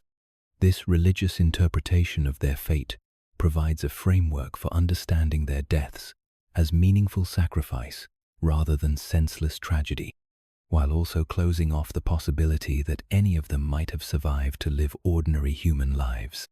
As you drift toward sleep tonight, perhaps you can imagine yourself in the gardens of Tsarskoye Selo on one of those luminous white nights when the northern sun barely sets and the palace grounds seem to exist outside of ordinary time. Somewhere in the distance, you might catch the sound of young voices laughing as four sisters play their eternal games among the flowers, their joy unmarked by knowledge of what the future holds, their innocence preserved in the amber of memory, where neither revolution nor time can touch them. The palace windows glow with warm light as evening deepens, and in those golden rectangles, you might glimpse the shadows of a family gathered around a table, reading together, playing music, simply enjoying the ordinary moments that seemed so unremarkable when they were happening, but that became infinitely precious once they were gone. Whether one of those shadows might somehow have escaped into the wider world matters less than the warmth they still radiate, the reminder that love and hope and human dignity can survive even when everything else is lost.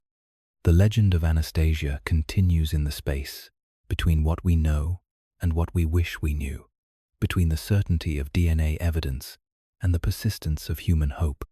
In the gentle darkness of the Russian night, where the boundary between memory and dream becomes as soft as falling snow, the last Romanov daughter lives on, not as a historical fact but as something more enduring and necessary, symbol of the possibility that innocence might somehow survive innocence's destruction, that youth might find a way to outlast youth's ending, that even in the basement of the house of special purpose, there might still be room for miracles and second chances, and the kind of hope that refuses to die even when everything else has been lost to the inexorable logic of historical necessity.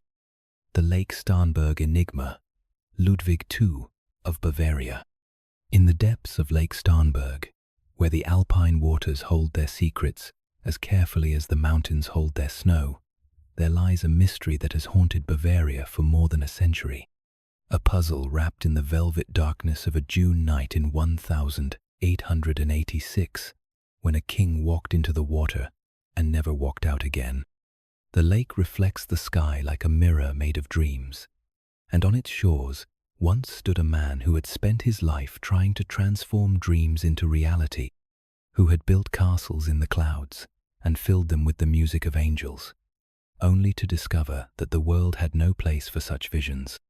Ludwig II of Bavaria was 40 years old when he died, though he had lived several lifetimes in those 4 decades, burning through experiences and emotions with the intensity of a man who understood that time was running out for the kind of kingship he represented.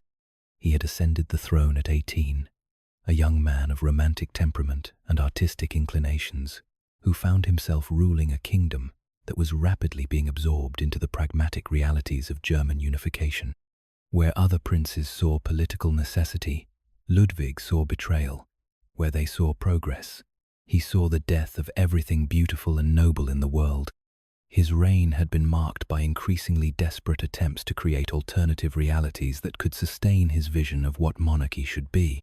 The castles that made him famous Neuschwanstein, with its soaring towers and fairy tale battlements, Linderhof with its grottos and hidden chambers, Herrenchiemsee with its obsessive recreation of Versailles were not merely architectural projects, but attempts to build actual worlds where beauty and grandeur could survive the encroaching banality of the modern age. Each castle was a statement of defiance against a world that seemed determined to reduce everything to the level of accountancy and efficiency. But fairy tale castles require more than fairy tale budgets, and by the 1880s, Ludwig's finances had reached a crisis that threatened not only his personal solvency but the stability of the Bavarian state itself. The king's ministers and relatives watched with growing alarm as he borrowed ever larger sums to fund his architectural fantasies, while neglecting the mundane duties of governance that might have provided legitimate means of raising revenue. Ludwig seemed to exist in a realm where aesthetic considerations trumped financial realities, where the beauty of a chandelier mattered more than the cost of installing it. The crisis came to a head in 1886, when a consortium of doctors, politicians, and concerned relatives decided that Ludwig's behavior had crossed the line from eccentric to insane.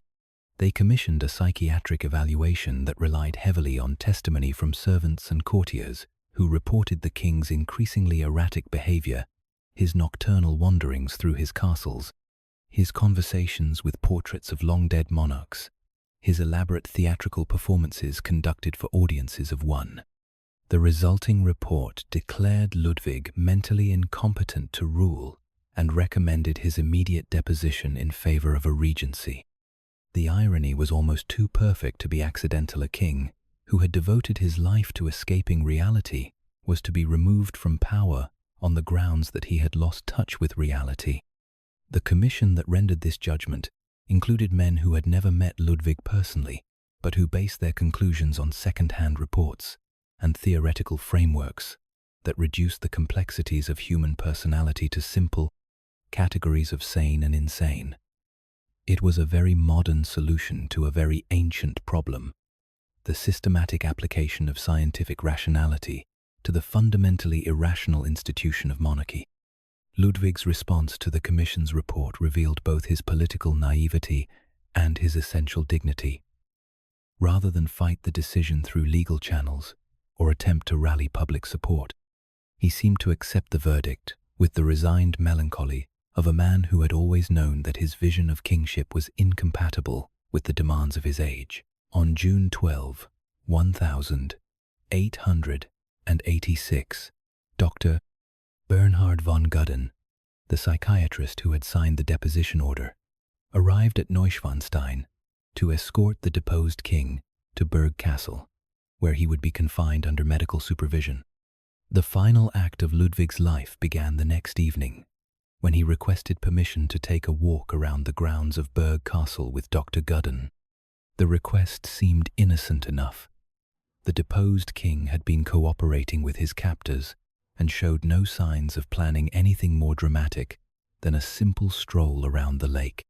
Gudden, confident in his assessment of Ludwig's mental state and perhaps feeling sorry for his royal patient, agreed to accompany the king on what was presented as a therapeutic exercise in the evening air.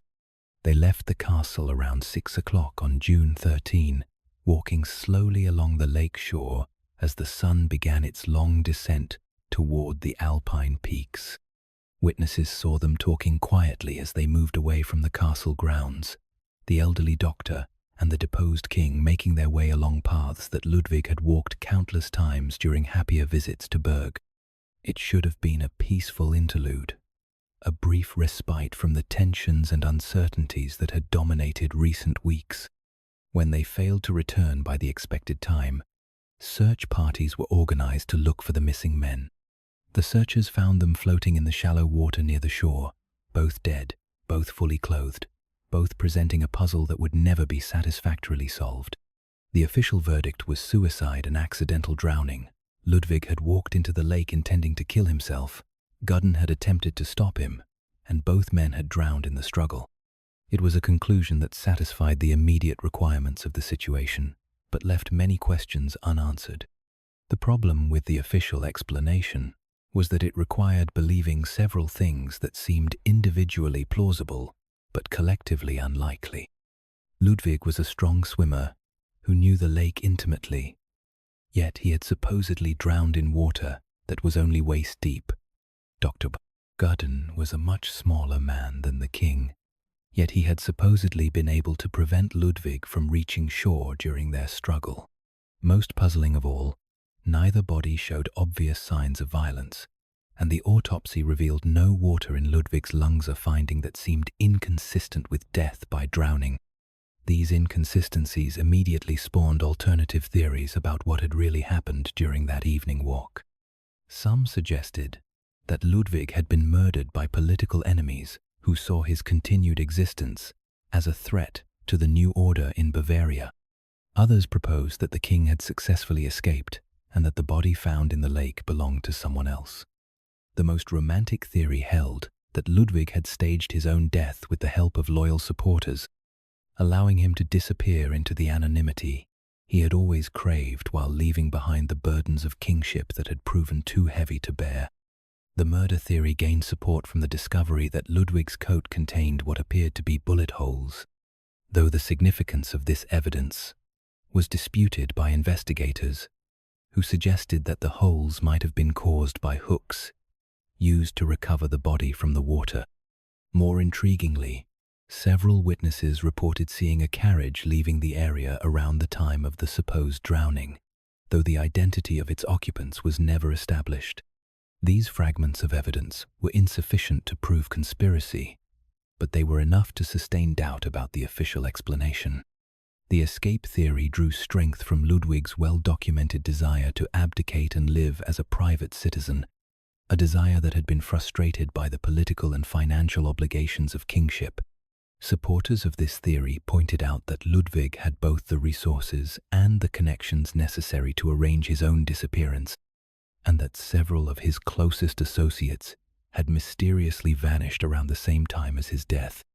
The theory suggested that the body found in the lake was that of a substitute, carefully chosen and prepared to deceive the authorities, while the real Ludwig made his way to safety in some remote corner of Europe.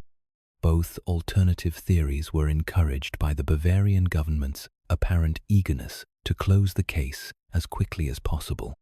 The autopsy was perfunctory by the standards of the day, and key pieces of evidence were either lost or deliberately destroyed before they could be properly examined. The witnesses to Ludwig's final days were scattered or silenced, and official records of the investigation were sealed for decades. This secrecy naturally fueled speculation about what the authorities were trying to hide. The mystery was further complicated by the emergence of several Ludwig claimants in the years following his supposed death. Men claiming to be the escaped king appeared in various parts of Europe, usually living as hermits or simple laborers, but occasionally displaying knowledge of court life that seemed difficult for impostors to have acquired. None of these claims received serious official attention, but they helped sustain popular belief that Ludwig might somehow have survived his encounter with Lake Starnberg. The most persistent of these claimants was a man who appeared in Austria in the 1890s, claiming to be Ludwig living under an assumed name. This individual demonstrated remarkable familiarity with the details of Ludwig's life and personality, and several people who had known the king personally declared themselves convinced of his authenticity. However, the claimant's refusal to undergo formal identification procedures and his eventual disappearance back into anonymity prevented any definitive resolution of his claims. The Ludwig legend was also sustained by the testimony of servants and locals who claimed to have seen the king's ghost wandering the grounds of his castles or walking along the shores of Lake Starnberg. These supernatural sightings were particularly common during the full moon, when the combination of moonlight and mist could transform ordinary landscape features into seemingly otherworldly apparitions. Whether these visions represented genuine paranormal phenomena or simply the power of suggestion working on grieving minds, they helped establish Ludwig as a figure who transcended the boundaries between life and death, between historical fact and mythological truth. The development of the tourist industry around Ludwig's castles added another dimension to the mystery by creating economic incentives for preserving and embellishing the romantic aspects of his story. Tour guides discovered that visitors were far more interested in tales of mysterious death and possible survival than in dry recitations of architectural history or political chronology. The ghost stories and conspiracy theories became integral parts of the tourist experience, transforming Ludwig from a failed monarch into a romantic hero whose story continued to unfold in the imagination of each new generation of visitors. Modern forensic science has made several attempts to resolve the Ludwig mystery, but the passage of time and the limitations of 19th century record-keeping have frustrated these efforts. The king's remains were exhumed and examined in the 1970s, but the analysis revealed little new information about the circumstances of his death. DNA testing could theoretically resolve questions about the identity of the body found in Lake Starnberg, but such testing would require the cooperation of the Bavarian royal family and the German authorities, both of whom have shown little interest in reopening old controversies. The persistence of the Ludwig legend reflects its powerful appeal to modern sensibilities that celebrate individualism, artistic vision, and resistance to bureaucratic conformity. In an age when monarchy has largely been reduced to ceremonial functions and public relations exercises, Ludwig represents a more authentic form of kingship based on personal conviction rather than political calculation. His apparent willingness to sacrifice everything for his aesthetic vision resonates with contemporary values that prioritize authenticity over success and creative expression over practical achievement. The legend also embodies universal themes about the relationship between dreams and reality, between artistic aspiration and worldly limitation. Ludwig's castles represent the eternal human desire to build perfect worlds where beauty and harmony can exist without compromise, while his tragic end serves as a reminder of the costs that such perfectionism can exact. The mystery of his death adds a final romantic flourish to a story that was already rich in the kind of symbolism that speaks to the deepest human longings and fears. In the broader context of German history, the Ludwig legend serves as a counterpoint to the dominant narrative of unification and modernization that characterized the late 19th century. While most historical accounts celebrate the creation of the German Empire as a triumph of rationality and efficiency over romantic sentimentality, the Ludwig story suggests that something valuable was lost in the processor sense of wonder and possibility that could only exist in a world where kings could build fairy tale castles and populate them with their dreams. The enduring appeal of the mystery also reflects the power of landscape to shape and preserve cultural memory. Lake Starnberg and the surrounding Alps provide a physical setting that seems naturally suited to romantic legend, a place where the boundary between the natural and the supernatural feels particularly thin. The mist that rises from the lake at dawn and dusk, the play of light on the water, the ancient rhythms of mountain and forest, all contribute to an atmosphere where almost anything seems possible. As you settle into sleep tonight, perhaps you can imagine yourself standing on the shores of Lake Starnberg in the soft light of a Bavarian evening, when the water reflects the sky like polished silver and the mountains stand silent against the horizon like sleeping giants. Somewhere in the distance, the towers of Neuschwanstein catch the last rays of sunlight, glowing like a vision from a fairy tale that has somehow found its way into the waking world. The mist begins to rise from the water as darkness approaches, and in that ethereal twilight, you might catch a glimpse of two figures walking slowly along the shore, an elderly man and a king who refused to accept that the age of kings was ending, both of them moving toward a destiny that history has never quite been able to explain. Whether they walked into the water together or separately, whether they found death or transformation in those dark depths, matters less than the mystery they left behind. The reminder that some stories are too beautiful to be resolved by mere facts. The lake continues its eternal dialogue with the sky as night settles over Bavaria, and somewhere in the gentle darkness, the mad king of the fairy tale castles continues his evening walk, neither fully alive nor completely dead, but existing in that liminal space where legend dwells, where dreams take on substance, where the boundary between what was and what might have been becomes as soft and permeable as moonlight on water. In this realm between sleeping and waking, Ludwig II finds the peace that eluded him in life, the perfect kingdom where beauty reigns supreme, and every castle is exactly as magnificent as its builder dared to dream. The once and future king, Arthur's promised return. In the mists of Avalon, where time flows like honey, and the boundary between this world and the other world grows thin as gossamer in the morning light, there sleeps a king who is both the most famous and the most mysterious figure in all of British legend. He lies in a sleep that is deeper than death but not quite eternal, surrounded by his knights in a cavern beneath a hill, or in a crystal chamber beneath a lake, or perhaps in a boat that sails endlessly between the seen and unseen worlds, waiting for the moment when Britain's need will be so great that even death cannot keep him from answering the call of his people. Arthur Pendragon, Rex Quondam, Rex Quae, Futurust once, and future king, exists in that strange realm where history and mythology embrace so closely that it becomes impossible to separate what was from what should have been. Unlike the other sleeping monarchs whose stories we have followed through the gentle darkness of this long night, Arthur's historical existence remains a matter of scholarly debate, a question mark that hangs over 6 centuries of legend, like a star that might be a candle flame seen from very far away.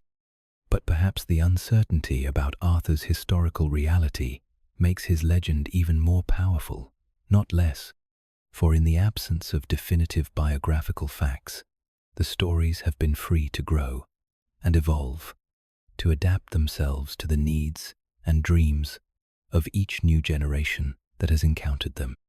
Arthur becomes not just a man who lived and died at a particular moment in the 6th century, but an eternal archetype of righteous kingship, a template for how power should be exercised and authority should be earned, a reminder that somewhere beyond the disappointments of ordinary politics, the possibility of truly noble leadership continues to exist.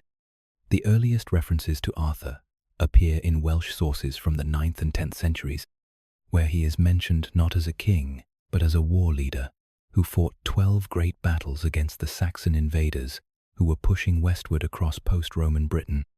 These early accounts present him as a figure of historical significance, but not supernatural power, a successful military commander who helped preserve Celtic civilization during the chaos that followed the withdrawal of Roman administration. He is called Arthur the Soldier and Arthur who carried the cross of our Lord Jesus Christ, titles that suggest real accomplishment rather than mythological invention. But even in these earliest sources, there are hints of something more than ordinary military prowess. Arthur is said to have killed 960 men in a single battle, a feat that stretches credibility beyond any reasonable historical standard. He is associated with wonders and marvels, with supernatural weapons and impossible victories that suggest the intervention of forces beyond the merely human.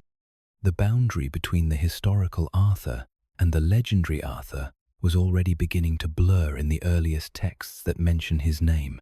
The transformation of Arthur from historical war leader to mythological king reached its climax in the 12th century with the works of Geoffrey of Monmouth, whose History of the Kings of Britain presented a comprehensive biography of Arthur that included his miraculous birth, his drawing of the sword from the stone, his conquest of much of Europe, and his final defeat at the Battle of Camlan.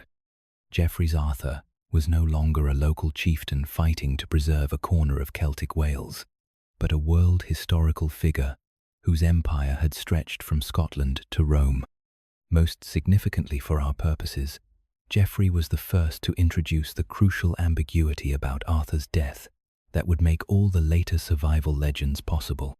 Where earlier sources had simply stated that Arthur died at Camlan, Geoffrey reported that the wounded king had been taken to the Isle of Avalon to be healed of his wounds, and that his ultimate fate remained unknown. This small change in the narrative opened up a space where hope could take root, where the possibility of return could be preserved, despite the apparent finality of military defeat. The Avalon motif drew on Celtic traditions about the otherworld, the realm of the Cid where time moves differently, and where mortals who have been touched by magic can exist in a state between life and death, waiting for the moment when they will be called back to the world of ordinary experience. In Celtic mythology, heroes who are taken to the otherworld are not dead in any conventional sense. They are simply living according to different rules, in a place where healing is possible and where the usual limitations of mortal existence do not apply. Geoffrey's innovation was picked up and elaborated by later medieval writers, particularly those associated with the matter of Britain. The cycle of Arthurian romances that dominated European literature for several centuries. These writers transformed Arthur's departure to Avalon into one of the most potent symbols in Western literature, a perfect expression of the hope that great leaders do not simply disappear, but continue to exist in some form that allows them to return when circumstances require their presence. The legend of Arthur's return was given additional political significance by its adoption as a form of resistance literature by various Celtic communities that found themselves under English domination. In Wales, Cornwall, and Brittany, stories about Arthur's promised return served as coded expressions of hope for liberation from foreign rule. The sleeping king became a symbol of authentic Celtic leadership that would someday restore the natural order that had been disrupted by Saxon and Norman conquest. These political applications of the Arthur legend were so threatening to established authority that some medieval English kings took active steps to discredit them. Most famously, in 1191, the monks of Glastonbury Abbey announced that they had discovered Arthur's grave in their cemetery, complete with a lead cross, identifying the burial site and the remains of both Arthur and his queen Guinevere. The discovery was almost certainly a fraud designed to support Henry II's claims to authority over Wales by proving that the Welsh hopes for Arthur's return were baseless. But even the supposed discovery of Arthur's grave did little to suppress the belief in his survival and eventual return. Critics pointed out that the Glastonbury excavation had been conducted in secret, that the lead cross was suspiciously convenient in its inscriptions, and that the whole affair had obvious political motivations that cast doubt on its authenticity. More fundamentally, many believers argued that the true Arthur could not be confined to any ordinary grave, that his taking to Avalon represented a form of existence that transcended the normal cycles of life and death. The tradition of Arthur's survival was preserved and transmitted through folk culture in ways that proved remarkably resistant to official debunking. Throughout the Celtic regions of Britain, local communities maintained traditions about caves or hills where Arthur and his knights lay sleeping, waiting for the sound of a horn or bell that would summon them to their final battle. These locations became pilgrimage sites, where people came to pray for the king's return, or simply to experience the sense of connection with legendary history that such places provided. The details of these sleeping king traditions varied from place to place, but they shared common elements that reflected universal human needs and aspirations. Arthur is usually described as sleeping in a great hall beneath a hill, surrounded by his knights in full armor, their weapons ready for immediate use. Sometimes the sleepers are said to wake periodically, to ask whether the time of their return has come, only to sink back into enchanted slumber when told that Britain's hour of greatest need has not yet arrived.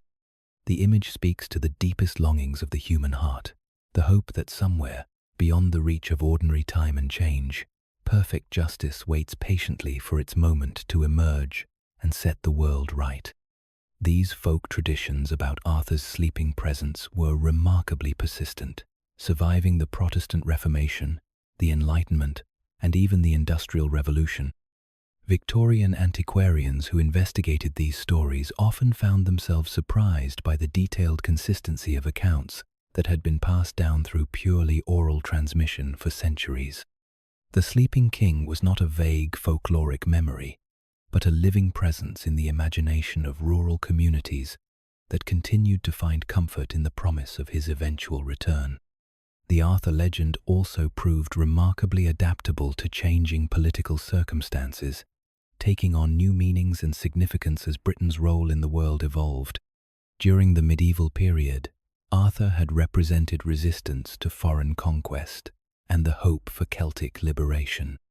During the Tudor era, he became a symbol of British imperial destiny, with writers like Edmund Spenser using Arthurian imagery to celebrate Elizabeth I's reign and England's emerging role as a major European power. The Round Table, once a symbol of egalitarian fellowship among Celtic warriors, was transformed into a metaphor for enlightened monarchy and the harmony between ruler and ruled. The Romantic movement of the late 18th and early 19th centuries brought yet another transformation of the Arthur legend, emphasizing its emotional and psychological dimensions rather than its political implications. Writers like Alfred Tennyson presented Arthur not as a triumphant military commander, but as a tragic figure whose noble ideals were ultimately defeated by human weakness and moral failure. This interpretation reflected the romantic fascination with beautiful failure and noble defeat, transforming Arthur from a symbol of worldly success into an emblem of spiritual aspiration that transcends material achievement. Tennyson's Idylls of the King, in particular, established a vision of Arthur that emphasized his role as a moral exemplar rather than a political leader. In this interpretation, Arthur's kingdom represents not a historical realm, but an ideal state of human society based on honor, courtesy, and mutual respect. The fall of Camelot becomes a metaphor for the eternal human tendency to destroy what is most beautiful and noble through selfishness and moral compromise. Arthur's departure to Avalon represents not military defeat, but spiritual transcendence, the transformation of earthly kingship into eternal moral authority. This spiritualized interpretation of the Arthur legend found particular resonance in the crisis-ridden 20th century, when 2 world wars and the collapse of traditional social structures left many people searching for sources of meaning and hope that could survive the apparent failure of secular political projects. Arthur became a symbol of values that transcended the ideological divisions of modern politics: courage, compassion, justice, and the willingness to sacrifice personal interest for the common good. The promise of his return spoke to the hope that these values, however badly defeated they might appear in any particular historical moment, represented eternal truths about human nature and social possibility. The Arthur legend also found new expression in the emerging medium of popular culture, appearing in countless novels, films, television series, and other forms of mass entertainment that introduced Arthurian themes to audiences far removed from the Celtic communities where the stories had originated. These modern treatments often emphasize the democratic and egalitarian aspects of the Round Table Fellowship, presenting Arthur's court as a prototype for modern ideals of equality and participatory governance. The once and future king became a symbol of political possibilities that had not yet been fully realized, but that remained attainable for societies willing to embrace them. The scholarly study of Arthurian literature that developed during the 20th century revealed the extraordinary complexity and richness of the legendary tradition, demonstrating how stories that had begun as simple Welsh warrior tales had evolved into one of the most sophisticated mythological systems in world literature. Researchers traced the development of individual motifs and characters across centuries of literary evolution, showing how each generation had added new layers of meaning to the basic narrative structure while preserving its essential themes and emotional power. Archaeological investigations in Britain have attempted to locate historical foundations for the Arthur legend, with mixed results that reflect the inherent difficulties of connecting mythological narratives with archaeological evidence. Several sites have been proposed as possible locations for Camelot, Camlan, or other Arthurian locations, but none has yielded conclusive proof of Arthur's historical existence. The most that can be said is that the archaeological record supports the possibility that a figure like Arthur might have existed during the post-Roman period, but it provides no definitive confirmation of the specific claims made about him in the legendary sources. The question of Arthur's historical reality has become less important to many modern interpreters than the question of his continuing cultural significance. Whether or not there was ever a historical Arthur, the legend has clearly served vital functions in British and world culture for more than 15 centuries, providing a framework for thinking about leadership, justice, community, and the relationship between individual heroism and social responsibility. The stories have proven their worth not through historical accuracy, but through their ability to inspire and guide human behavior across widely different historical circumstances. The sleeping king motif that runs through so many Arthurian versions connects Arthur's legend to similar stories from around the world. Frederick Barbarossa in Germany, Holger Danske in Denmark, Kraljevic Marko in Serbia, and many others. This widespread pattern suggests that the hope for the return of a righteous ruler represents a fundamental human archetype that transcends particular cultural boundaries. The specific details of each story reflect local conditions and concerns, but the underlying structure speaks to universal needs for justice, protection, and moral guidance that political institutions often fail to satisfy. In the Celtic tradition that gave birth to the Arthur legend, the concept of the otherworld provides a particularly rich framework for understanding the king's continuing existence. Unlike simple survival stories that depend on historical plausibility, the otherworld tradition suggests that Arthur exists in a realm where different rules apply, where time and causation work according to magical rather than natural principles. This allows the legend to escape the limitations that constrain more realistic survival narratives, creating space for genuine mystery and wonder that can accommodate whatever meanings each new generation chooses to find in the stories. The promise of Arthur's return also embodies a sophisticated understanding of historical time that distinguishes between mere chronology and meaningful change. Arthur will return not at any particular moment, but when the conditions are right for his return, when Britain faces a crisis so severe that only the intervention of perfect kingship can resolve it. This creates a perpetual present tense in the legend, a sense that Arthur's return is always potentially imminent, while never being predictably scheduled. Each generation can hope that their crisis will be the one that finally calls the sleeping king back to action.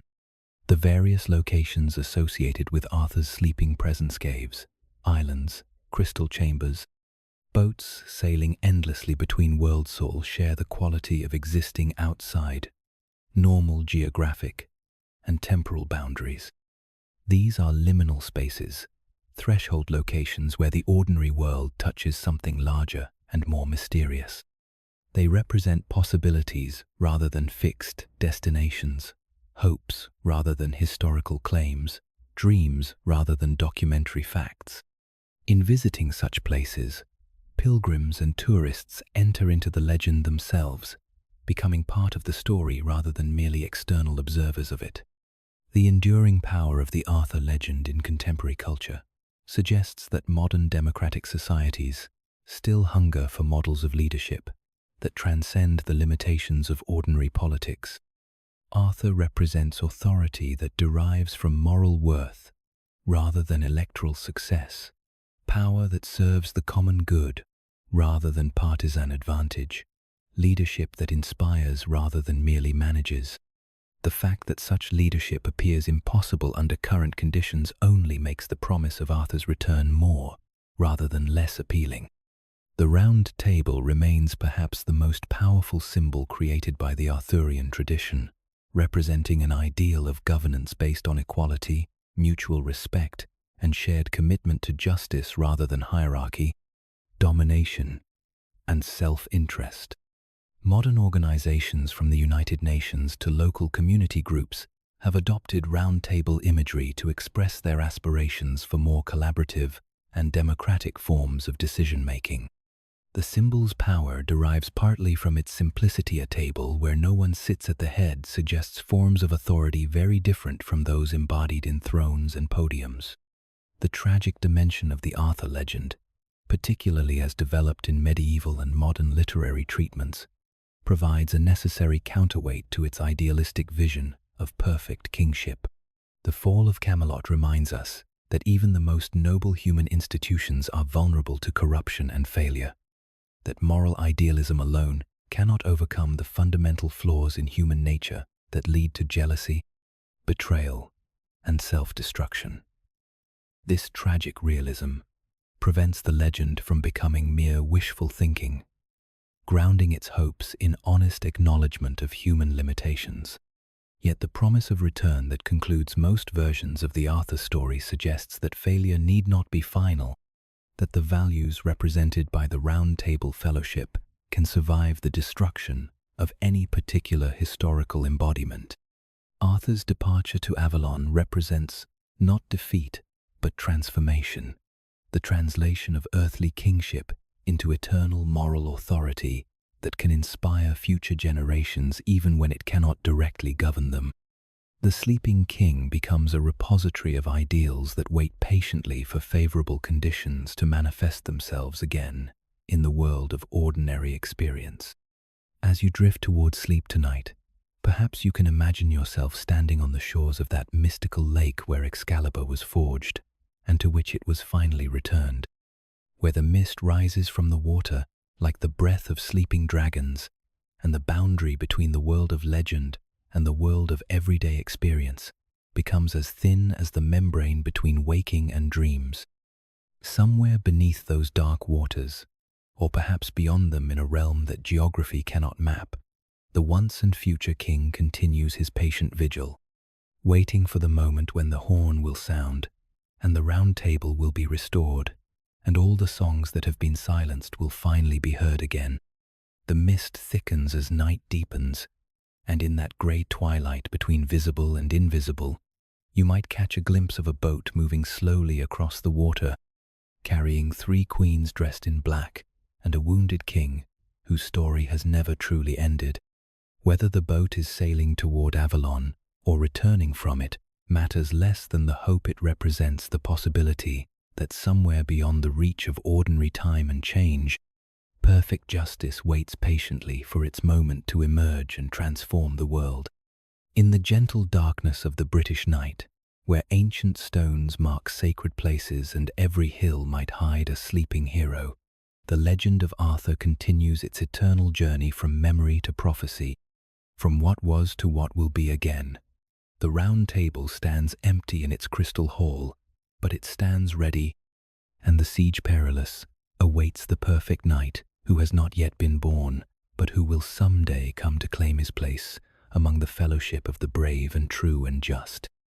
And so our long night's journey through the realm of kings who would not stay dead draws toward its close, but not toward an ending, for these stories have no endings, only pauses between one telling and the next, only intervals between one dreamer and another who finds in these tales of survival and return the hope that sustains all human hearts through the darkness that sometimes seems to have no dawn.